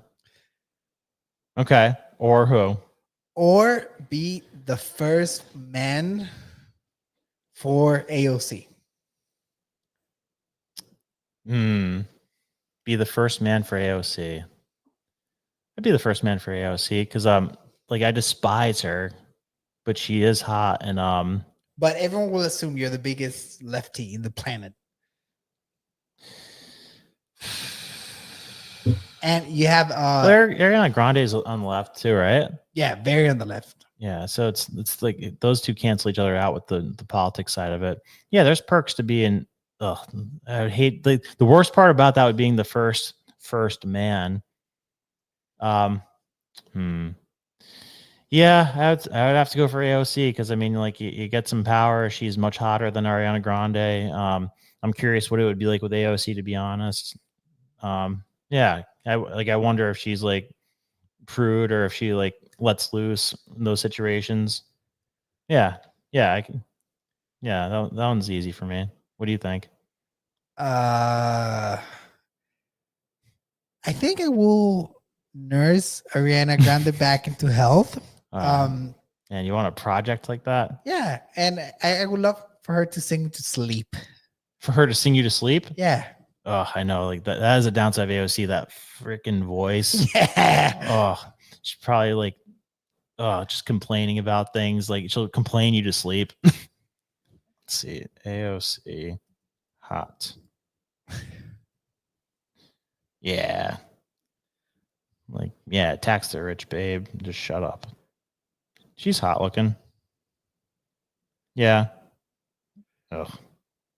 Yeah, AOC. All right. Give me AOC. Okay, now hit me. All right. Let's see. All right, this is a tough one, I think. So, would you rather fart every time you laugh, like an embarrassing one, or burp every time you go to kiss somebody, like when you go to kiss a girl, not the tranny in the situation you talked about? Can you be more specific? What type of burp is it? Like a gross one, like you just like down to soda or like down to beer. It's like you're going in for the kiss, like things are getting intimate, whatever. You're trying to make a good impression. You go in and like, or even she goes to kiss you and you're like, it's like a disgusting, off-putting burp, like right in her face. All right. What's the second option? You fart every time you laugh, like an embarrassing one. Somebody cracks a joke and you're just like. Oh man, I go with the fart all day. Really, you laugh a lot. I do, and I think I will laugh more if I fart every time. I think that's an upgrade. Really? Oh, I'd be laughing all day. Huh? Okay. I didn't think that one would be that easy. What if because I thought of something else for the burp thing. The burp thing was a last minute swap. What if I made it hiccups for 1 hour after every time you ate something? Hiccups. Yeah. I go for the burp. No, it's the hiccups or the farts. Oh, wait, you chose the farts. Yeah. Okay, so you go for the burp over the hiccups? Yeah, I hate the hiccups. I know, me too. It's the worst. Okay. What could I have said to make it more difficult with versus the hiccups? Is there anything? Worse than the hiccups? We'll table that. All right, hit me. All right.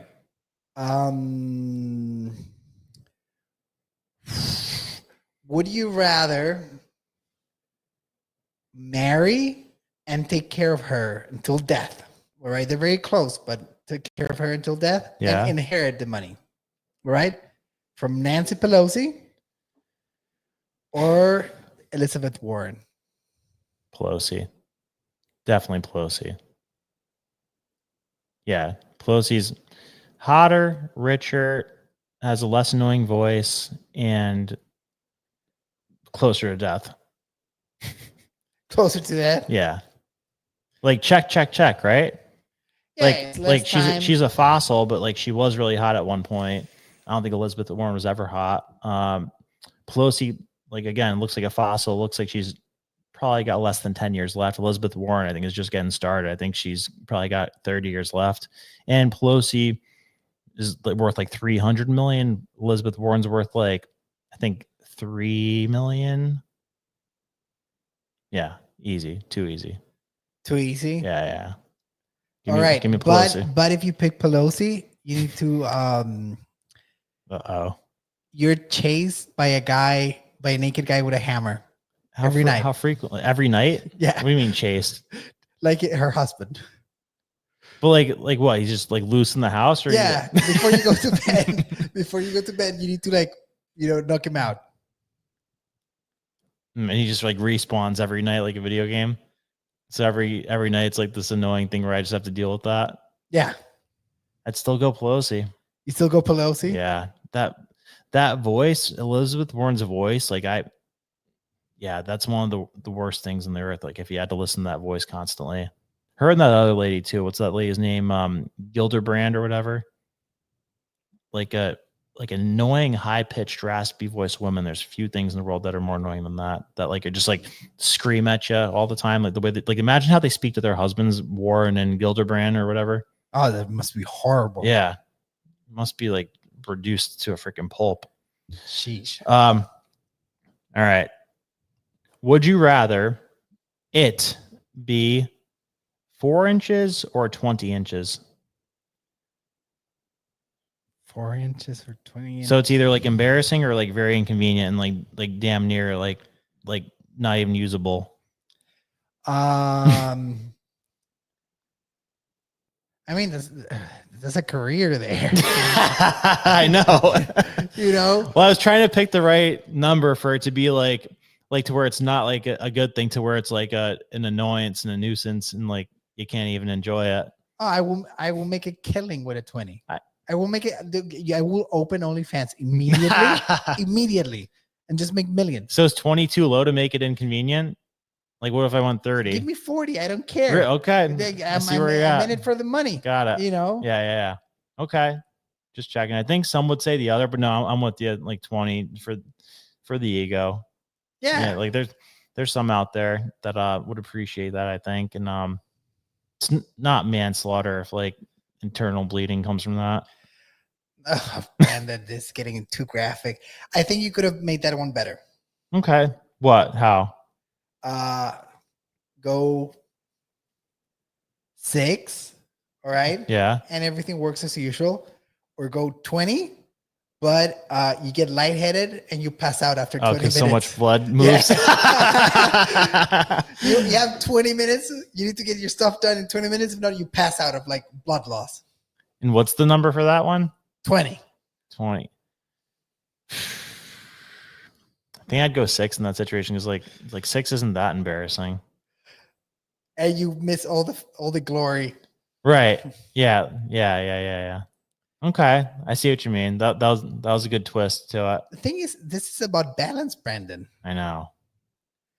All right. What you got? Would you rather be buried alive for 24 hours with a 50% chance of rescue, or jump out of a plane with a parachute that might not open? Parachute. Yeah, because jumping out of a plane, there's a fun aspect to that. And I mean, there's nothing fun about being buried alive, and like for it to be locked in that you're going to be there for a set amount of time, that you like, if you said you definitely get found when you're buried alive, then like I'd probably choose that. But if it's only 50% chance, then give me the parachute, because at least that's a fun way to go out. No, you don't know the chances of parachute. It could be 70%. That you don't know the chances. Right, or it could be 1%. It could be 1%. Yeah. No, I'd still go with the parachute. You still go with the parachute? Yeah. All right. Why, you disagree? I'd rather jump out of plane. Yeah, me too. 100%. Mm-hmm. All right, what do you have? All right. Would you rather join a mandatory nightly book club with liberal housewives for 90 days? All right. Or work as a masseuse at a men's only racquetball club for men aged 65 and above? Oof. I know. For how long? Both 90 days. So either you're giving sweaty old dudes a massage after they play racquetball for Oh, no. 90 days, or Oh, at a book club no. with annoying Karens every night. They're complaining. I don't even think they're not even drinking wine because they're just like that. You're reading like The Secret or something stupid like that, those type of chicks read. Yeah, it's a nightmare. They're complaining about their husbands. All right. On one hand, if I'm the masseuse, I'm in control of what I do and what I don't do. Right. All right. Yeah. On the other hand, as a married man, I am Brandon. Yeah. I am world class, and you see me world class, and even in the office at tuning women out. Right. I'm world champion at ignoring. Yeah. So I think I do the book club. I think so too. Nothing can get to me. Nothing. I think I can make myself have fun, like just triggering them and getting them to like freak out and stuff. Like I can make a sport out of that. But there's nothing fun or glorious about the massage thing. All right. Now I'm gonna up that one. Okay. All right. Yeah. At the women's club, Mm-hmm. one might be a murderer.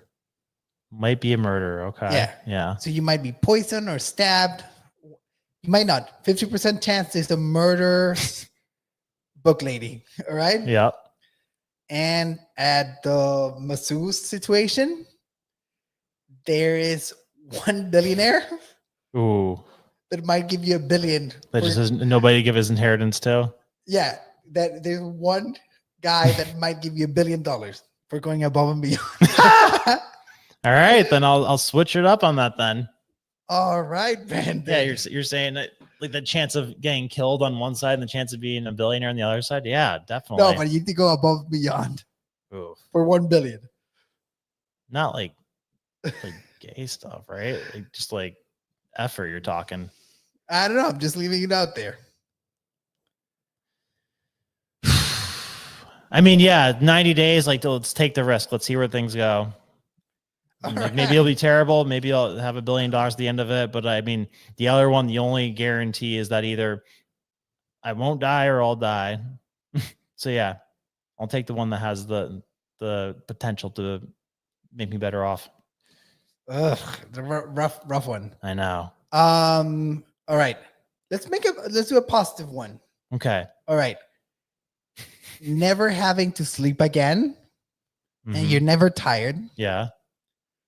or having an unspendable base, how we say it, balance on your bank account of $1,000. An unspendable. Yeah, like all the petty things like getting gas or going for food or whatever. You can't make luxury purchases because you have 1,000 a day, Yeah. but it just regenerates. Every day 1,000 goes in. Yeah, but 1,000, like you wake up with 1,000 every day. It So it'd doesn't be add up. 365 a year. Yeah. I think I'd rather not sleep again. Because I always say I hate that we need to sleep. Yeah, I think I could make more than 365 if I didn't have to sleep. All right, that's a good. So that's a time versus money question. All right, that's a good one. Yeah, that was a good one. You just come up with that? Yeah. Oh, nice. I was gonna say once we run out, we should see how good we are at improv in these. How about you, Brandon? For what? Coming up with one on the spot? Yeah. All right. For a prize of, let's say, I don't know, make it like a round number, like 10 mil. Would you rather do like that crazy mountain climbing thing, like where like it's not ridiculous where you can't, like you have to hang out with like nubs like that, but like the pieces are in place, but you got to like do the chiseling thing in there. You got to like make the tent and everything. So you either climb up that and at the top of it, $10 million helicopter, so you don't have to worry about getting back down, or swim through, what's a scary place to swim at? Swim through like 7 miles of the Everglades to get to $10 million at the end of it. And like there's anacondas, there's crocodiles, there's like what else we got here? All kinds of crazy stuff, bugs and everything. So basically mountain with no dangerous animals, but like a lot of physical exertion, or swimming, something you're very good at, but like a lot of hazards. I go swimming. Really, even with all the animals and everything? Yeah. Yeah, I think I'd go rock climbing. Yeah. Because like I know I could pace it out and take breaks when I need to, but I just don't like being in the water with like thinking something could be underneath me. Like you'd be able to stay calm knowing that alligators could be around you or snakes could be around you. Yeah. Okay. You know, that prompts the question, would you I was gonna say, like, what would be worse, getting killed by an alligator or a grizzly bear? Anaconda would definitely be worse than either of them, so let's leave that out. Right? Yeah, I think I go for the bear. Quicker? Yeah. What do you think would be easier to get away from? Like to get, like, if one was pursuing you, which one would you rather like have to get away from? Am I walking or in the water? You're near both. Like it's like an Everglades type of area. I guess if the alligator starts in the water, I'd rather get the bear, because if the bear starts in the water, I have a chance to escape. So if you're on land and the bear's in the water, you have a chance to escape, you're saying? Yeah. But if the alligator is in the water, and you have no chance, because they get out of the water real quick. Yeah. I think I would choose to evade an alligator because I could climb a tree and get away from it. But bears are like killing machines. They could swim fast, they could run fast, they could climb trees fast. So like there's just no way to get away from a bear if it wants you. If you have enough distance, because we're humans, we're long distance runners by design. Yeah. If you generate enough distance, you can tire the bear out. I mean, yeah, okay. I'd still go gator. I'll climb a tree and get away from it. Yeah, gators All don't right. climb trees, No. but they jump really high. You know that? Yeah, I know. They jump super high. Snakes, you're not getting away from. If it's like a serious python, they can do everything too. Yeah. No, snakes are scary. I know. But you hate spiders. But, yeah, shit. All right, let's make a spider question. Oh God. All right. Would you rather be constantly? It doesn't matter how much you sleep. You're sleepy all the time. Okay. Like imagine them, you've been the most sleepy. Yeah. That's your constant. Oof. Okay. Or having to remove by hand a spider every time you go to the toilet or you put on shoes. Oh man. I'll choose the spiders because like that would be a miserable existence to be tired every second of the day. But yeah, I would hate that. You would hate that? Yeah. Oh man. Fuck. Should we get one from the chat? There probably is a lot of good ones. Hit us with some of these either ours, guys. If you think of a crazy one, and we'll answer it. Let us know if you love, hate, or feel neutral about this exercise. Man, what would be? Are you out of yours? No, I have. Oh, keep going. I'm out of mine. I only did 5 or 6. All right. When given directions, Yeah. every time you mean right, you say left, and every time you mean left, you say right. Okay. All right. So you just screw everybody. Yeah. Okay. Or Mm-hmm. you can never ever spell correctly words that are more than 3 syllables. Even with spell check, you always get them wrong. Oh, I'd rather give people the wrong directions. Really? Yeah.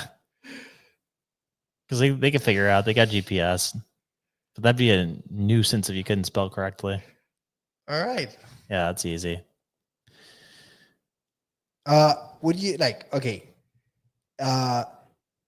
exile becomes a new punishment in the United States. Mm-hmm. They can exile you. Yeah.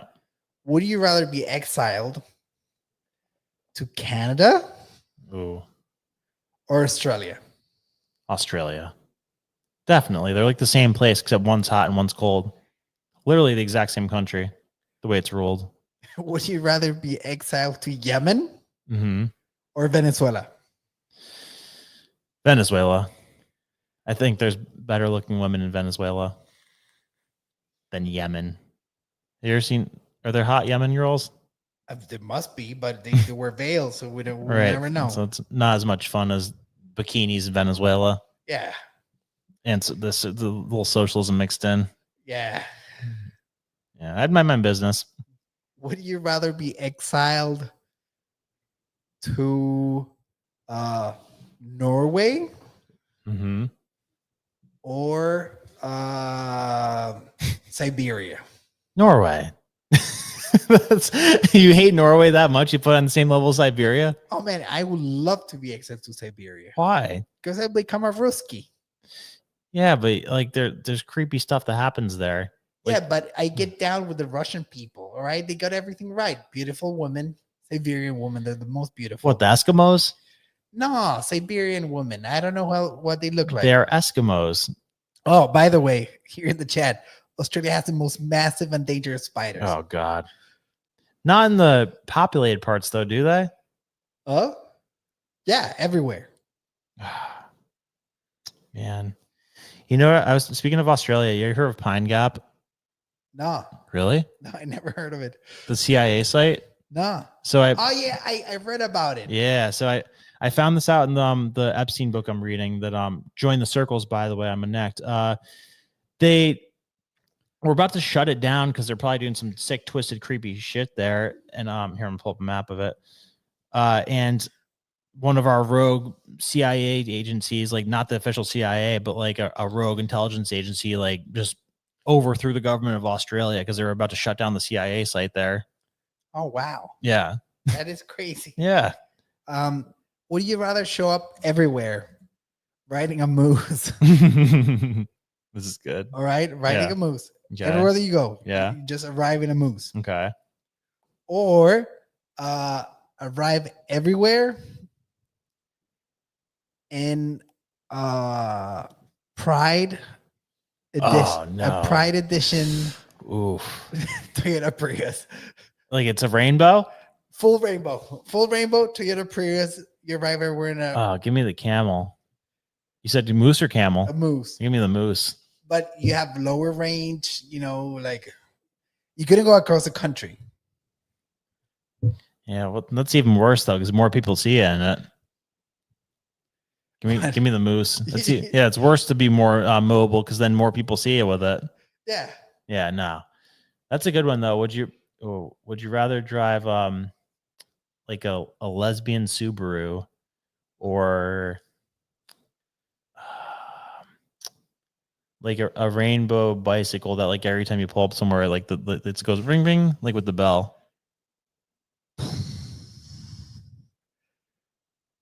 I think I'm gonna go Butch. The Subaru? Yeah. How could I make it worse? Because like I feel like the worst part of the bike was the bell that it automatically goes off when you pull up. It's not balanced, Brendan. This is all about balance. The Subaru comes the Subaru comes with a permanent just complaining butch woman in the passenger seat. She's always there. Oh no, Brendan. and the bike has no seat. Oh, so you're just you have to stand or you're on the pole? Yeah. Okay, what do you go with? I think Butch. Really? Yeah. You might bond with her? Yeah. We have things in common. Yeah. All right, Brandon. Yeah. You have a garage, Mhm. 10 cars, all right? Yeah. All your favorite cars ever. Okay. But your house is a tent. Okay. Or you have a massive, beautiful mansion, but you're not allowed in any vehicle.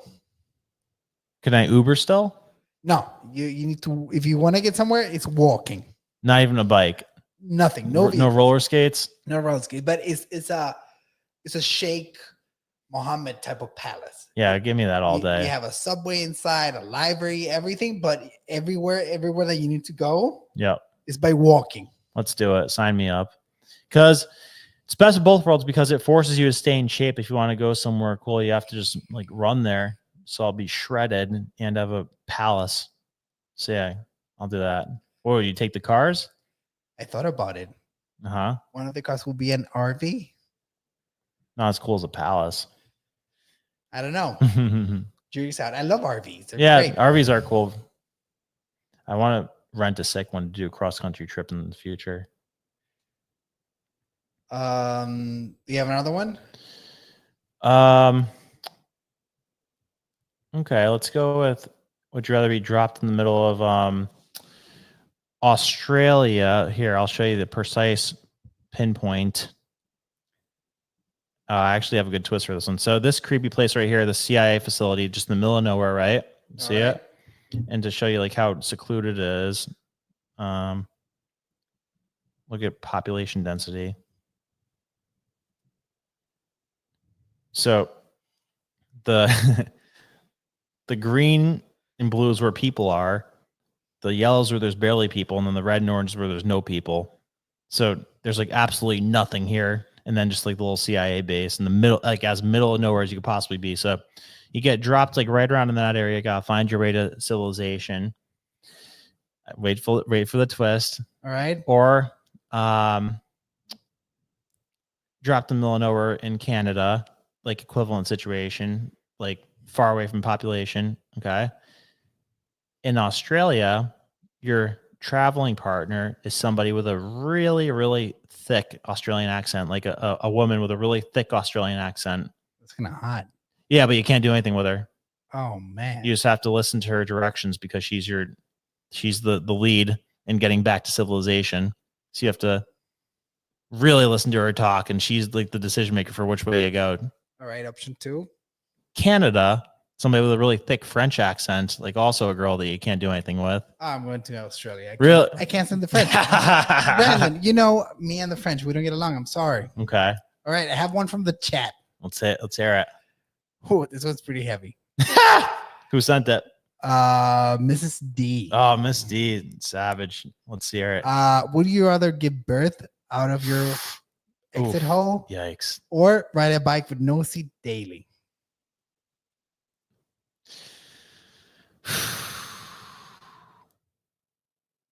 I think I have to go with the bike. It sounds terrifying to give birth out of that.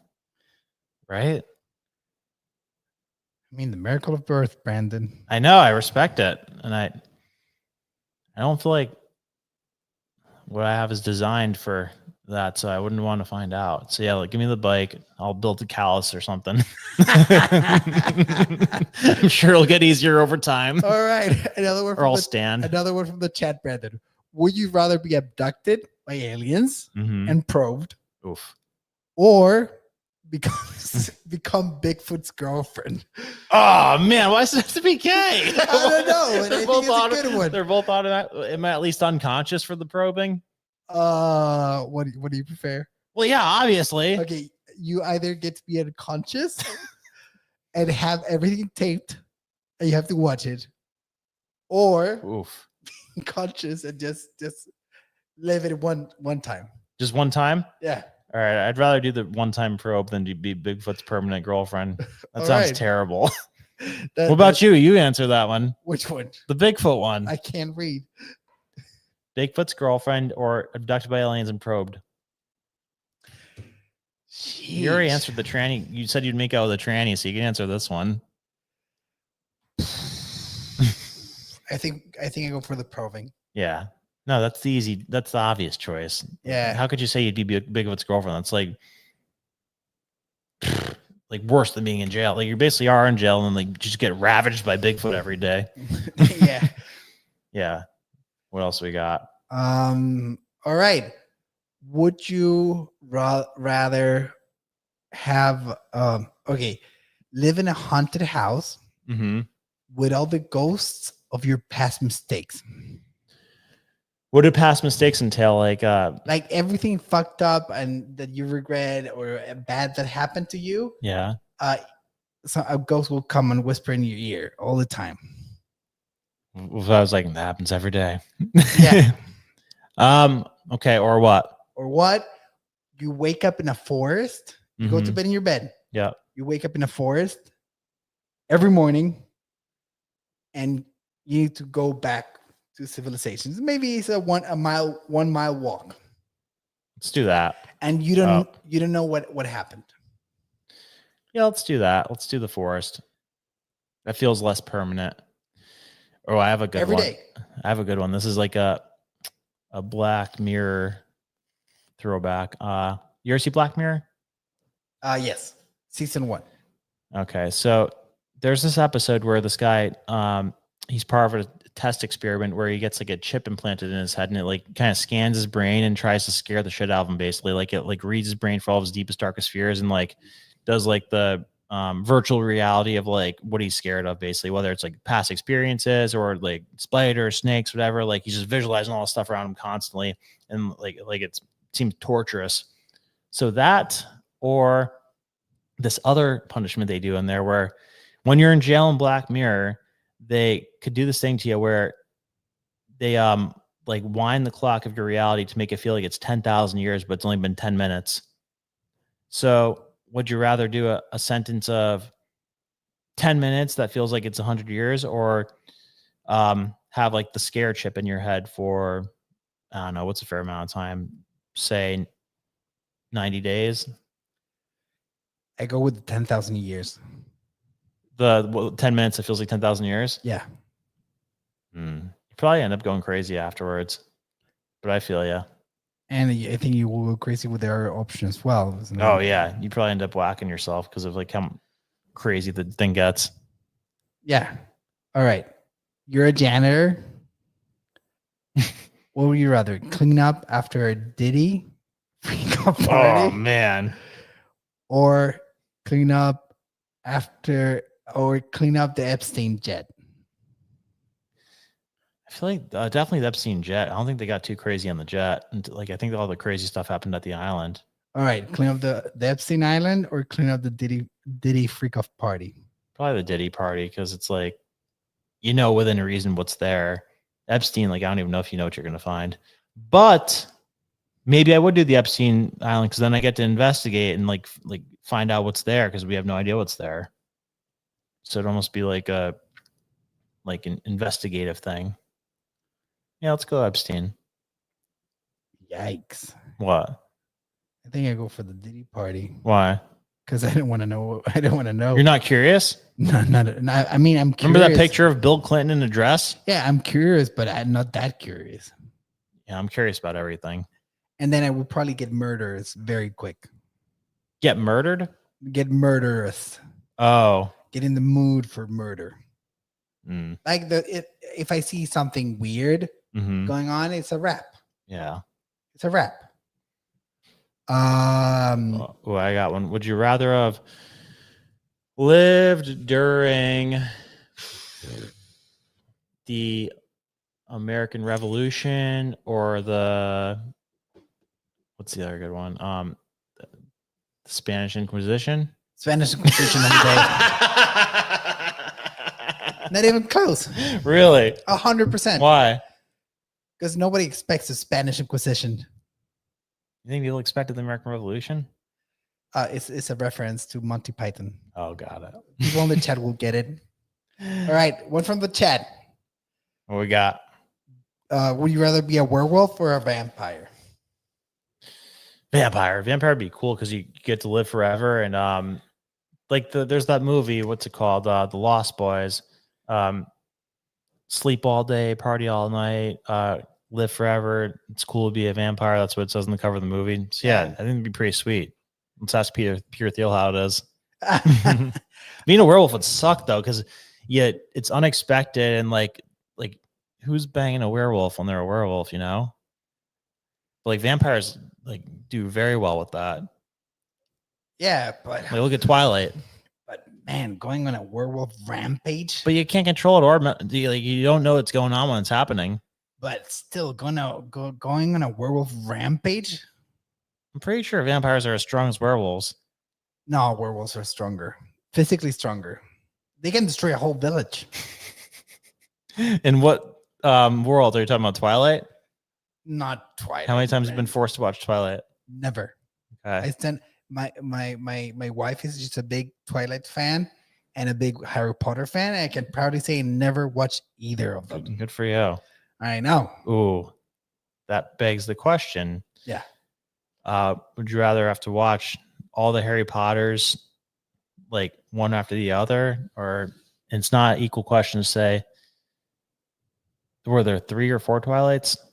I think 3. I have no clue. So I think there's 8 Harry Potter movies because the last one's 2 parts.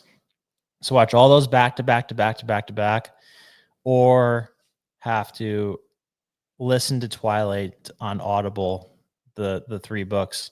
That's a good one. That's a good one, Brandon. Oh my God. Both would take about 24 hours, I think. Brandon. Hey, Oh, proud of myself. I go for the audiobooks. Yeah. Yeah, because I can do other things. I can cook, or I can. But there's a quiz after, and if you don't get at least an 80 on it, you have to redo the whole thing. Oh, Brandon. So you really have to be engaged. Oh no. Yeah. Oh, I still do the audiobook. Okay. Better pay attention, though. Would you rather fight in the Vietnam War or the Ukraine War? On which side? On the good side. What's the good side of the Ukraine war? I can't say it on screen. Pick a side. I guess I'd rather fight for America than the Vietnam War, because I mean, like, they made a lot of cool movies about that glorified it. So I'll drink the propaganda. Great soundtrack. Platoon Yeah. or Apocalypse Now. Oh, that's my favorite movie. Yeah, love the smell of napalm in the morning. Dude's like surfing and Did shit. you watch Good Morning Vietnam? No, you talked about it. We were oh, supposed to. We were supposed to watch that. Oh man, it's such a great movie. Yeah. Would you rather know who Satoshi is? The creator of Bitcoin? But you can't tell anyone.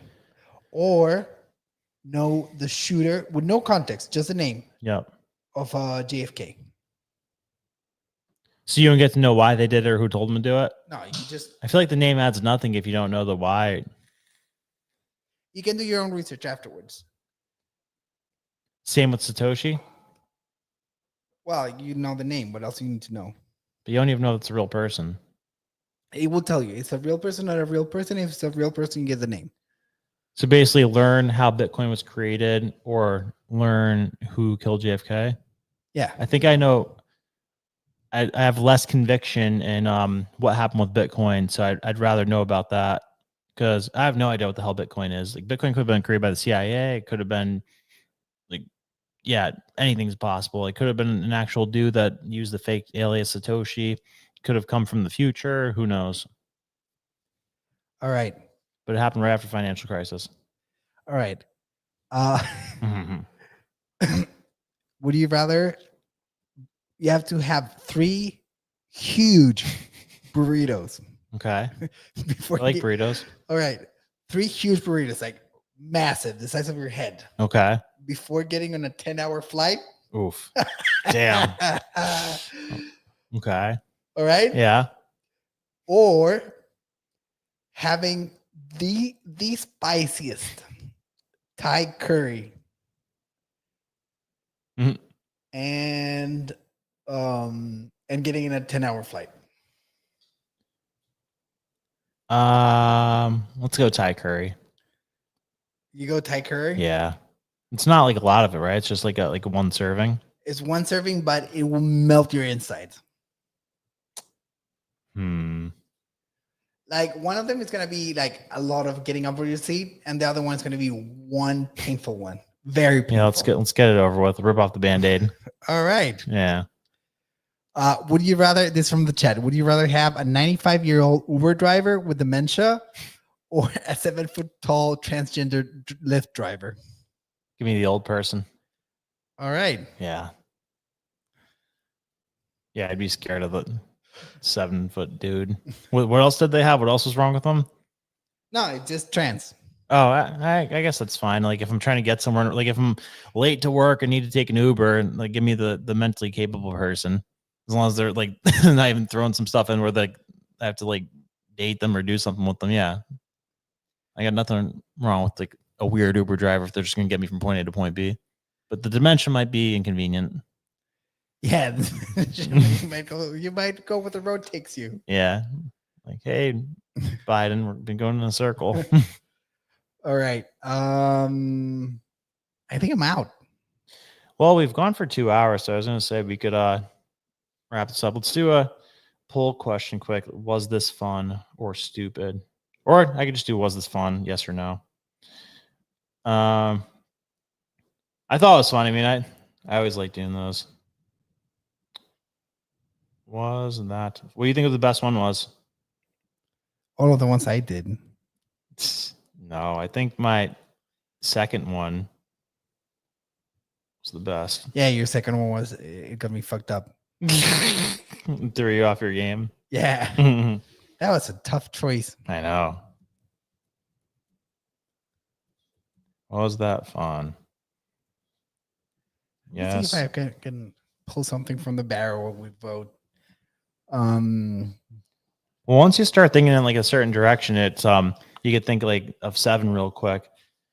Because there's like gross stuff, scary stuff, difficult stuff, stuff where there's a payoff. How about this? Would you rather be in a Turkish bathhouse with like just like filled with sweaty dudes, like the way that like the sauna is at LA Fitness, right? Like it's maybe like 150 degrees in there, right? Oh, sweaty dudes. Yeah, sweaty or kind of like no, up against each Brand. other. Man, you know I hate sweat. I know. I can't stand it. You have to spend a half hour in there, or you have to sit in a hot tub of sweat by yourself.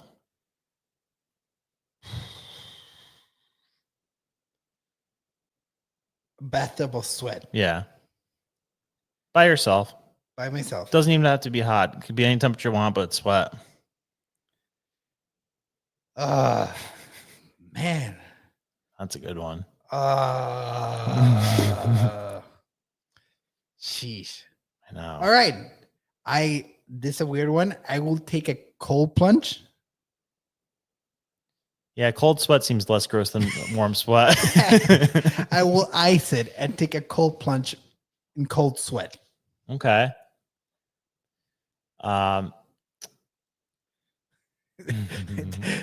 Texas woman asking if the sweaty men are rich.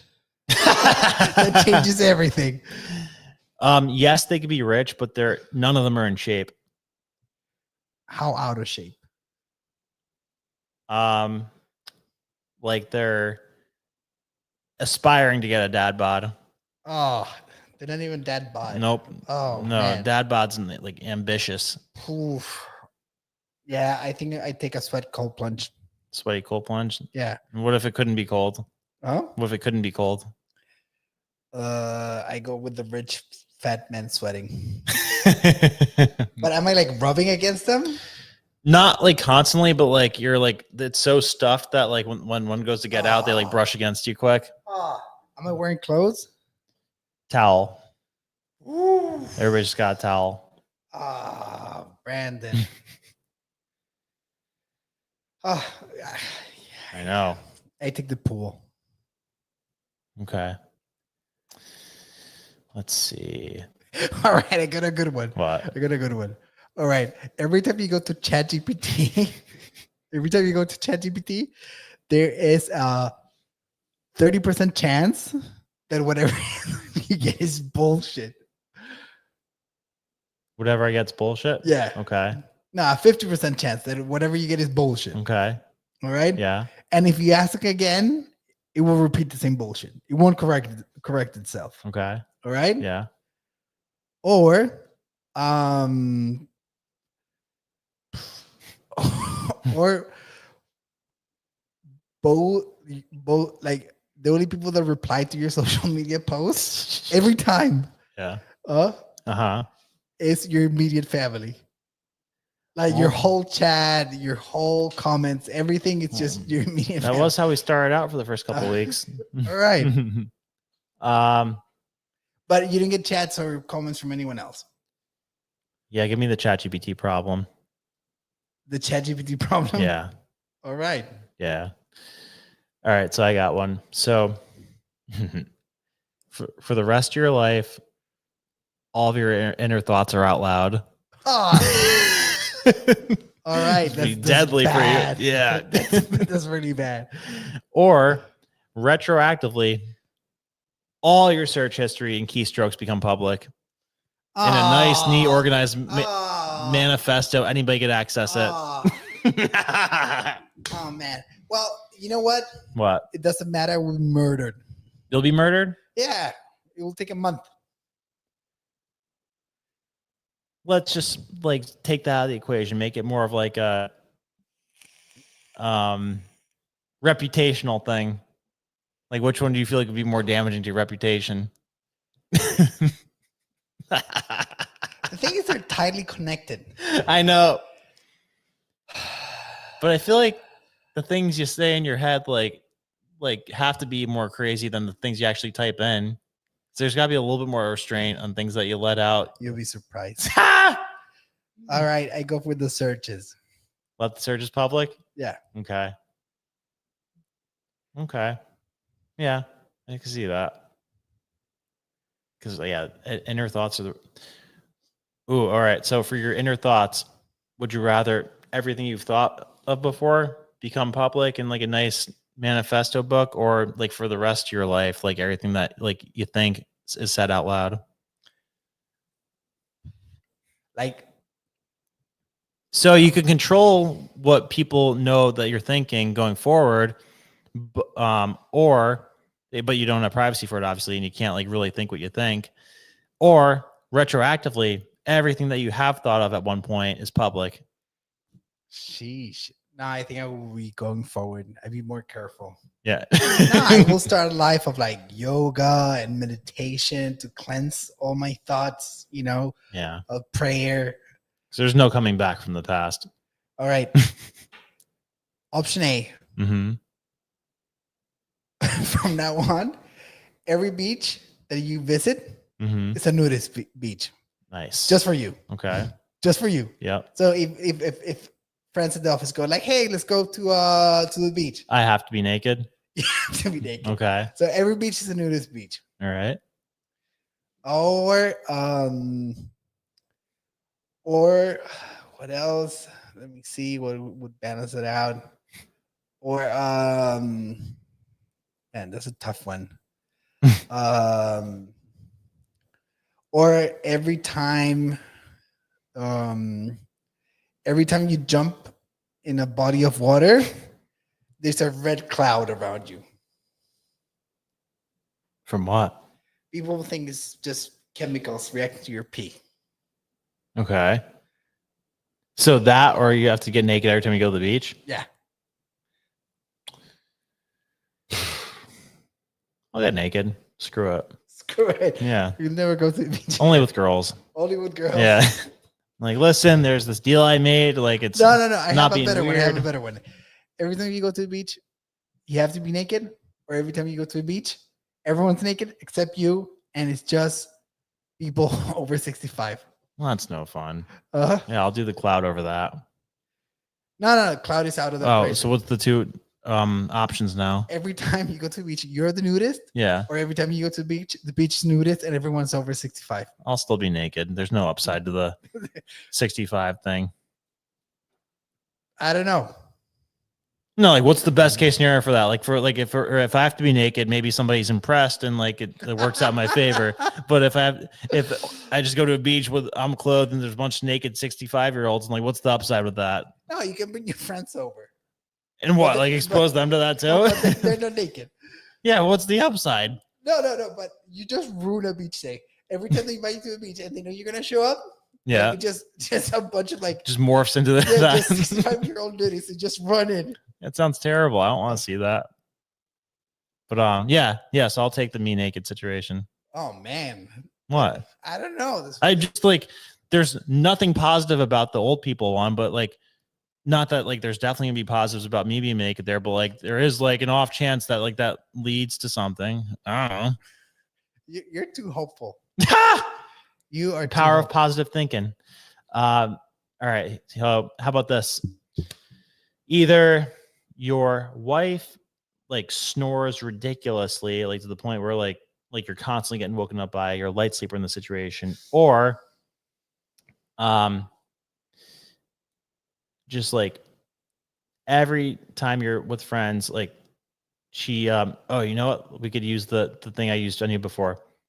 She farts every time she laughs. She farts every time she laughs. Yeah. Or she snorts for. No, yeah, like snoring horribly, like to the point where you're losing sleep over it.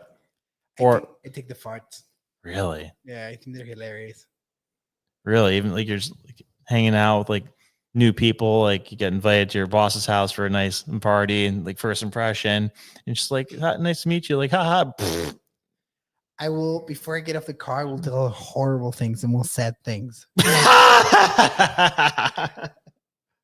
I'd be like, oh, I was driving on the way here and a little chihuahua got run over. And just make her cry. Yeah, every time. Okay. I can ruin her mood in a second. I'm a professional married guy. Okay. Yeah. You could do consulting for that. Yeah, I can do consulting for how to be a horrible person. All right. Let's do like one more good one and wrap it on up. We're almost at 2.5 hours. Yeah. Let's see if people like this or hate. Oh, 80% yes for if people like it or not, but only 24 votes.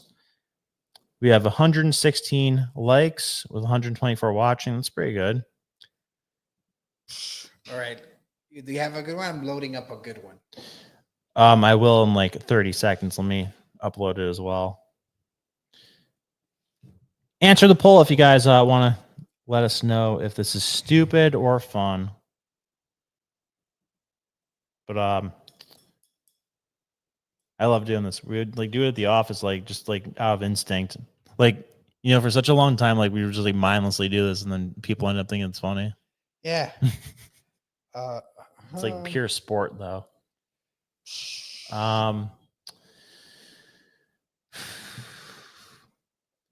Ooh, okay. So you have a son that's a prodigy. All right. In professional ice skating. Oh.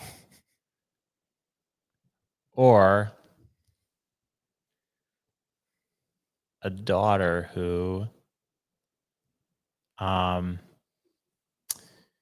gets poisoned by a liberal college and like constantly tells you like how much of a greedy capitalist you are, and that like tries to lecture you on socialism all the time.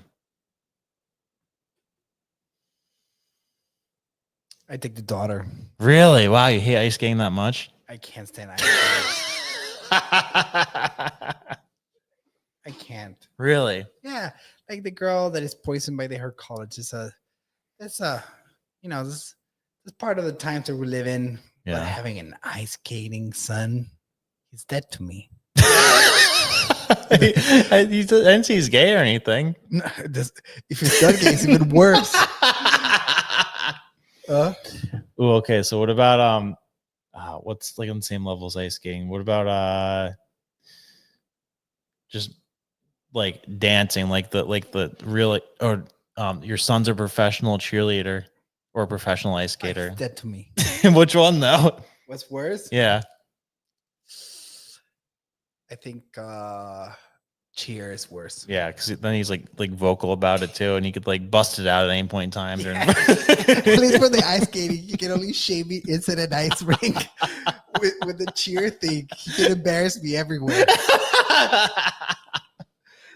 All right, would you rather have like two very normal sons, like, you know, like one's like an engineer, like, you know, above average success, one's like an accountant, right? Or swing for the fences, one's like Patrick Mahomes type of dude, like where he's just like the face of the NFL, but then the other one is like glitter ice skating, like his brother, like Pat Mahomes' brother. Yeah, but worse. Yeah, so worse. Yeah, like professional ice skater, or no, he's the cheerleader on the team. So like he's only a year younger than the football star, but like he always makes sure to like sign up for the cheer team for his brother's team, and he's just like always bopping around. Like whenever the brother's doing something cool, he just like jumps in, like yeah. Nah. And he's not even gay. No, He's just Brandon. really expressive. Oh no, Brandon. And he hugs you all the time when he sees you. Oh, I hate hugs.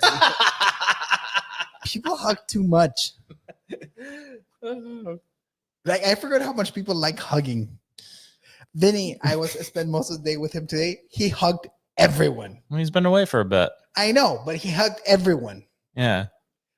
From Barney. He hugged everyone. He's so excited about people. I love that guy. Yeah, he's like a puppy. He's one of my favorite guys. Isn't he? He's like, I wish I love people as much Vinny does. I know. Huh? Yeah, I know. He has a good aura. He has the best aura. Yeah. Yours is a little tainted. Huh? Yours is a little tainted. I'm dooming. I'm a black hole of emotions.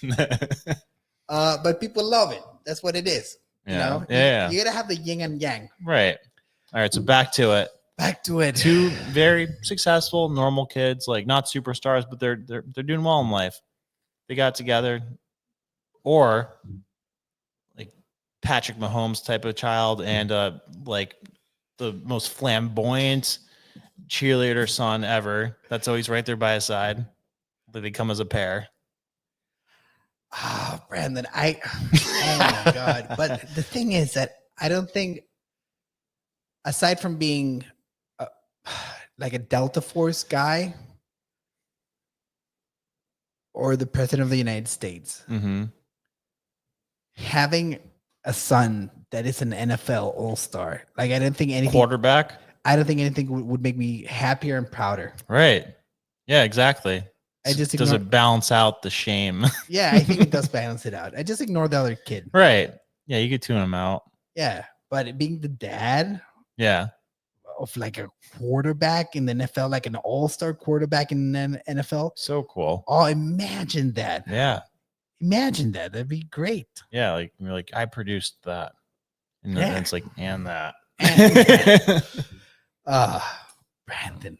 I know. Oh man. There's some that are like very X-rated that we could go. Like, I feel like we went like 6 out of 10 on the extreme scale. So I'm trying to not get too crazy with that, but we got to finish off with a good one. Oh, you just topped the last one. That was ridiculous. All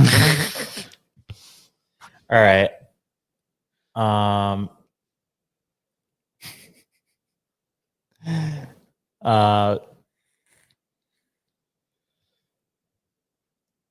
Okay, so you have how crazy do I want to get here? All right. Would you rather have like like a daughter who's like 6'3", like 350, but she's rich because she's a professional food eating champion? Like, you know, like the Joey Chestnut hot dog eating contest and stuff. 6'3" and 350 pounds. Yeah, monster. It's bigger than me. Yeah, exactly. She could probably beat you up if you wanted to, but she loves you. Know, she gives you a big hug when she sees you. Oh my God. And has a good personality and everything. Well, the least she can do if she's 350. I know she nearly bankrupted yet, growing up. Or daughter who's like scolding hot, but like despises you and just like wants to like make you suffer, and like is always like throwing things in your face that like would make you feel terrible. Smoking hot. Yeah. I go for the six footer. Well, if it's just a phase for the hot one. Actually, I can make that even easier. What if I wonder what you would say, just like scolding hot in general, where you're always losing sleep over it. Like you can't go anywhere without it's like a whole scene. Like you, God forbid, you go out to like dinner with like your family. It's just like a distraction for the whole restaurant. And it's a distraction both ways, because like in one situation you have like the 6'3" ogre, and the other one you have like the like scolding hot one that like just everybody's looking at her and you know exactly what they're thinking, and it's your daughter. I go for the ogre. 100%. Really? All right. Daughter. Mm-hmm. You have a smoking hot daughter. Yep. All right. Yep. and she either gets picked up and you have to open the door for the most disgusting men in the world. Like we're talking about BLM activists. Ooh, that type of guy. We're no white BLM activists. Oof. We're talking about eco terrorists, like wearing alpaca bags. We're talking about What did I do to her? Dallas upcoming indie musicians that wear the cowboy hats. We're talking just bottom of society. All right. Yeah. Or Mm-hmm. so you need to open the door and Yep. have a conversation with them every time she gets picked up by a guy. Yeah. You know, Yeah. but she's Good looking. she's good looking and she's well behaved. You know, Okay. she won't do anything stupid. Okay. Or a very badly behaved daughter that will come to her house and be too honest until you play with her.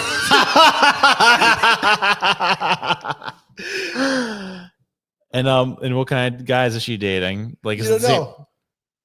She will go Mike and John and I whatever. feel like I need more details here to make it like a educated No, decision. we'll get a play-by-play. The other one, I just live in innocence and like ignorance is bliss. Huh? Actually, you know what? You might think this is crazy, but like I think I would actually yeah, there's such a thing as too much information in those situations, but like I'd rather know than like know nothing. I know some people disagree with that, but I'd rather know so I could like give advice and stuff in terms of like how to like live a healthy life rather than like just knowing nothing. I go for the first one and buy a shotgun. Well, yeah, obviously the shotgun goes without saying. Like I always like the scene in Bad Boys 2 where the dude answers the door. You know what I'm talking about? Yeah. He's like they scare the shit out of the dude. Yeah. Yeah. So All right, I do we some shit like that. We have one from the chat. Okay. Misty, or what was that? Kevin Coleman. Thank you again. Is that the one you're talking about? Yeah. Hit it. If you go camping with 3 guys and you wake up with a sore bum, will you tell anyone or live in shame?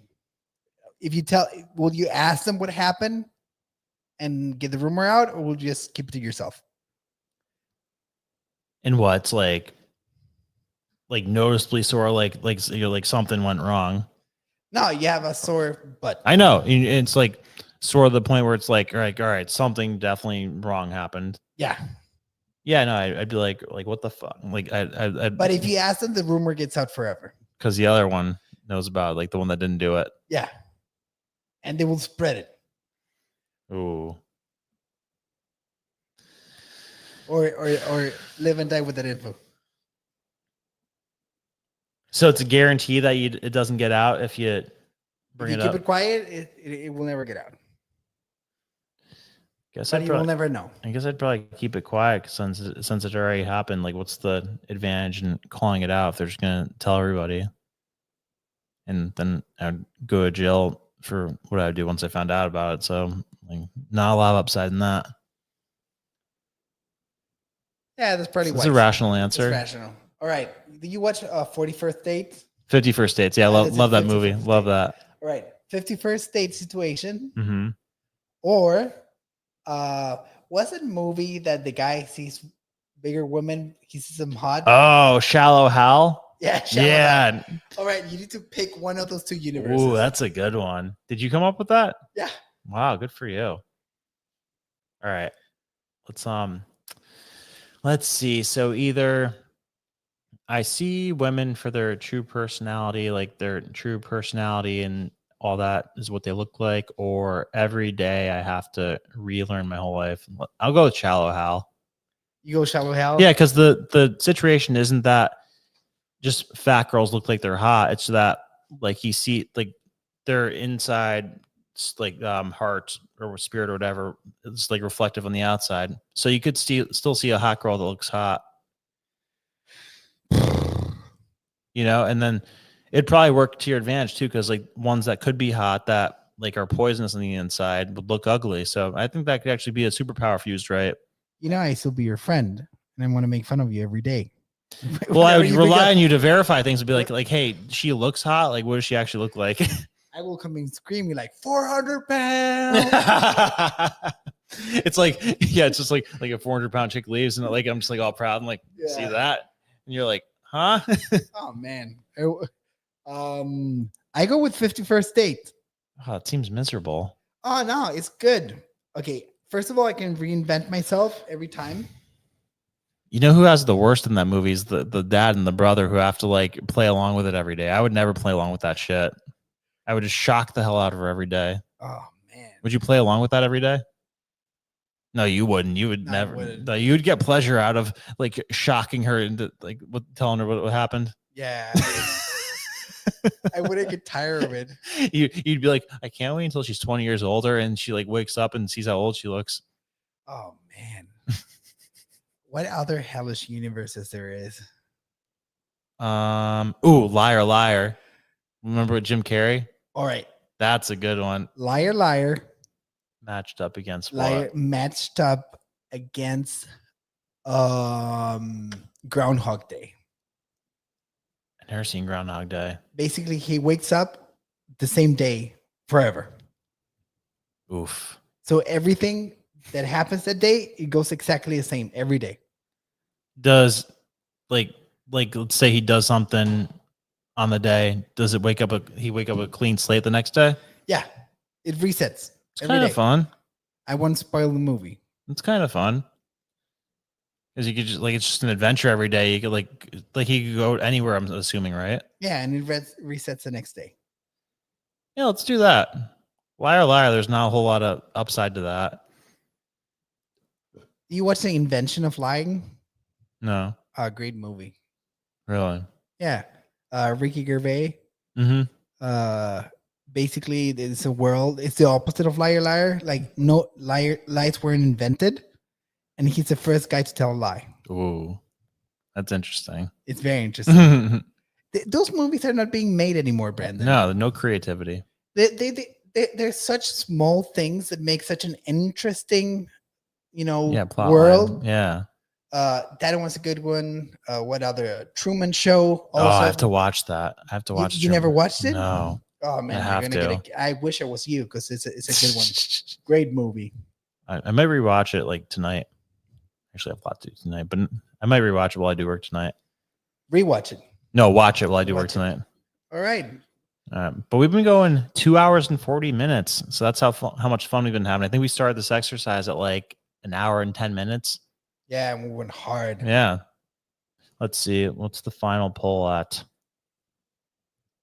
79% saying yes, it was fun. How many people voted? Let's see. 45 voted. 76% says yes, it was fun. All right, cool. So we talked Can you about put another poll up? Like who had the best one? Ooh, okay. How do I phrase that? Who had better questions or who had the best one? Yeah. Which one? Who won?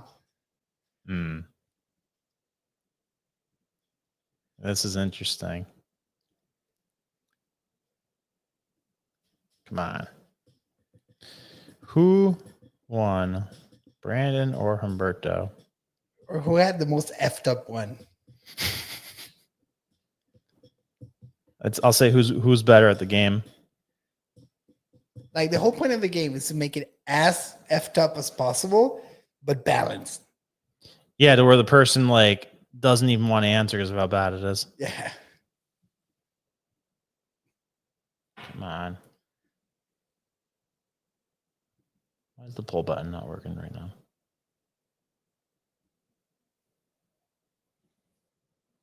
Clicking on the poll and it's not working. You want to try? Let's try.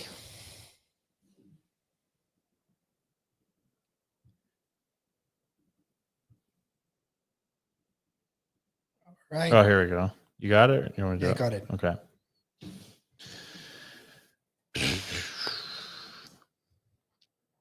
Yeah, this is the type of thing that we could even have like people email stuff in and just have like a well of the stuff.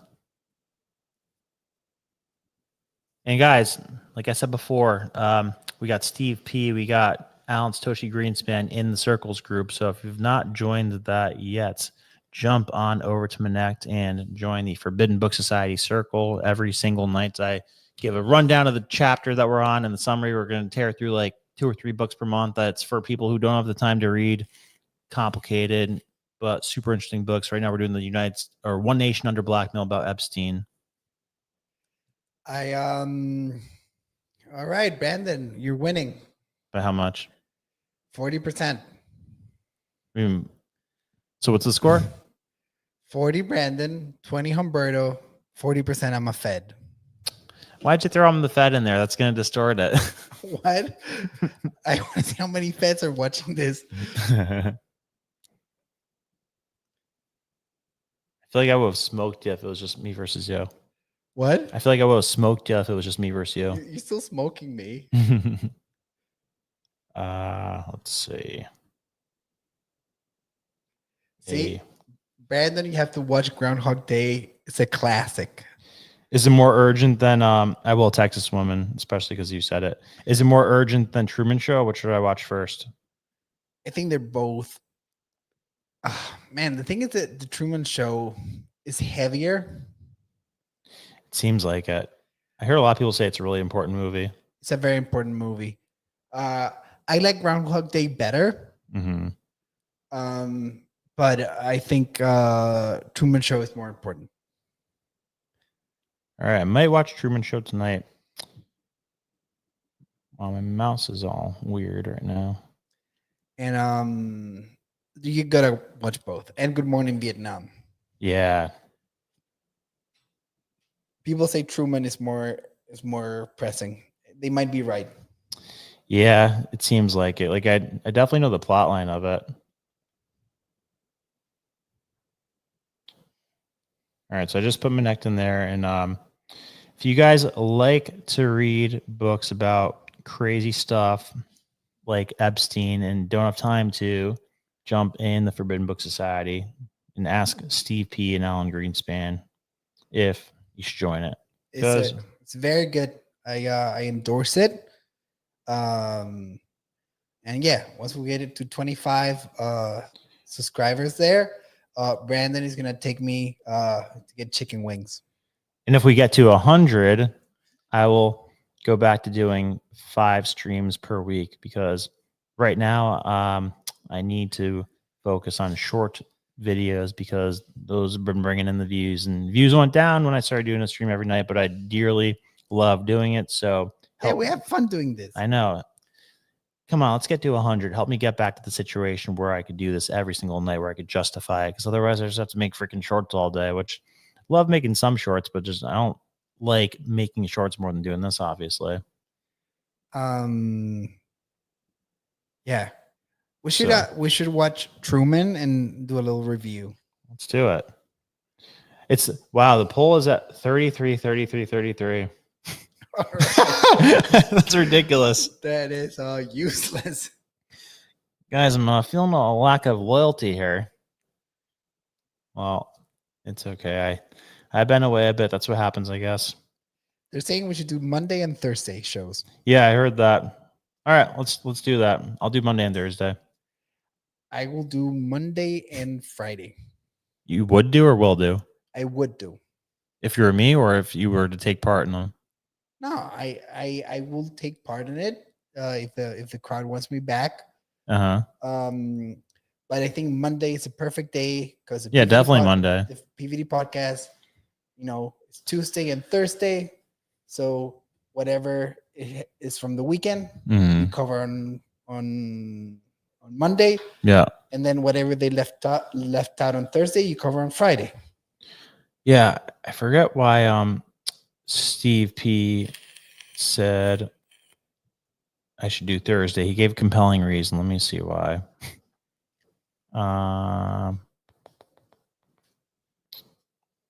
Yeah, so definitely Monday. And all right. Yeah, I think Thursday's good. Because Friday, sometimes you want to do things. All right. Let's say Thursday right now. Fair? Fair. All right. Monday and Thursday every week, 8:30. And then you have your major release on Friday. That's another thing I'm doing right now. Wait till you see what I am recording tomorrow. We're making one premium video per week. If you didn't see the Peter Thiel, JD Vance video last week, it's pretty sick, twisted shit. If you didn't know JD Vance, his upbringing, he gets connected with Peter Thiel somehow. Where so Peter Thiel gives a speech at JD Vance's law school at Yale in 2011. They start talking. JD Vance says it was the most transformative moment of his life. Peter Thiel becomes his mentor as a billionaire. Very generous, a little bit weird. Then right after JD Vance graduates from law school, Peter Thiel offers to make him partner at his venture capitalist firm.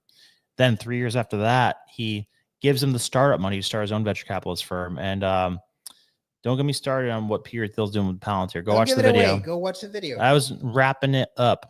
I said, don't get me started on what Peter Thiel's doing with Palantir. So go watch the video. It's right up on top of the page. And yeah, you might feel a little bit different about JD Vance. It's weird because I like everything that JD Vance says, and I feel good every time he talks. But I wonder if he's like a Manchurian candidate. I thought that would have, like, when you picked the topic, because we went to have dinner at our favorite place. Yeah, the best. Yeah, the best. Mm-hmm. You know, Flanagan's, no contest, the best. I might go there. Oh man, it's too late to go there now. It's the best. Yeah. So we thought this. You gave me a topic. I was like, oh, that's highly controversial. I thought it was going to ruffle some feathers. Yeah. But our supreme leader yesterday was like, I love that you're doing that. Yeah. Yeah. Yeah, because I mean, I'm not like even though I deeply, desperately wanted Trump to win because I was fearful of the situation. Otherwise, like, I'm still gonna call stuff out when it seems weird.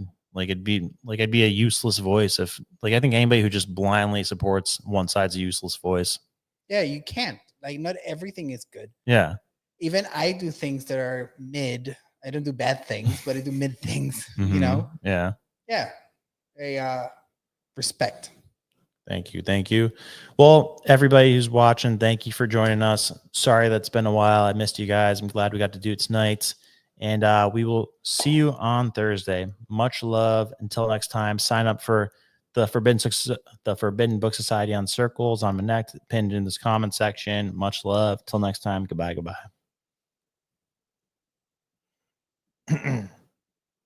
You know, we talk about the deep state, we talk about the globalists, inflation versus deflation. Well, I mean, Here at Mar-a-Lago. I'm baffled that this isn't front page news. Do you guys support a specific political party, or do you dislike both of them? Oh, it worked like a charm on you guys. Let's go, Brandon.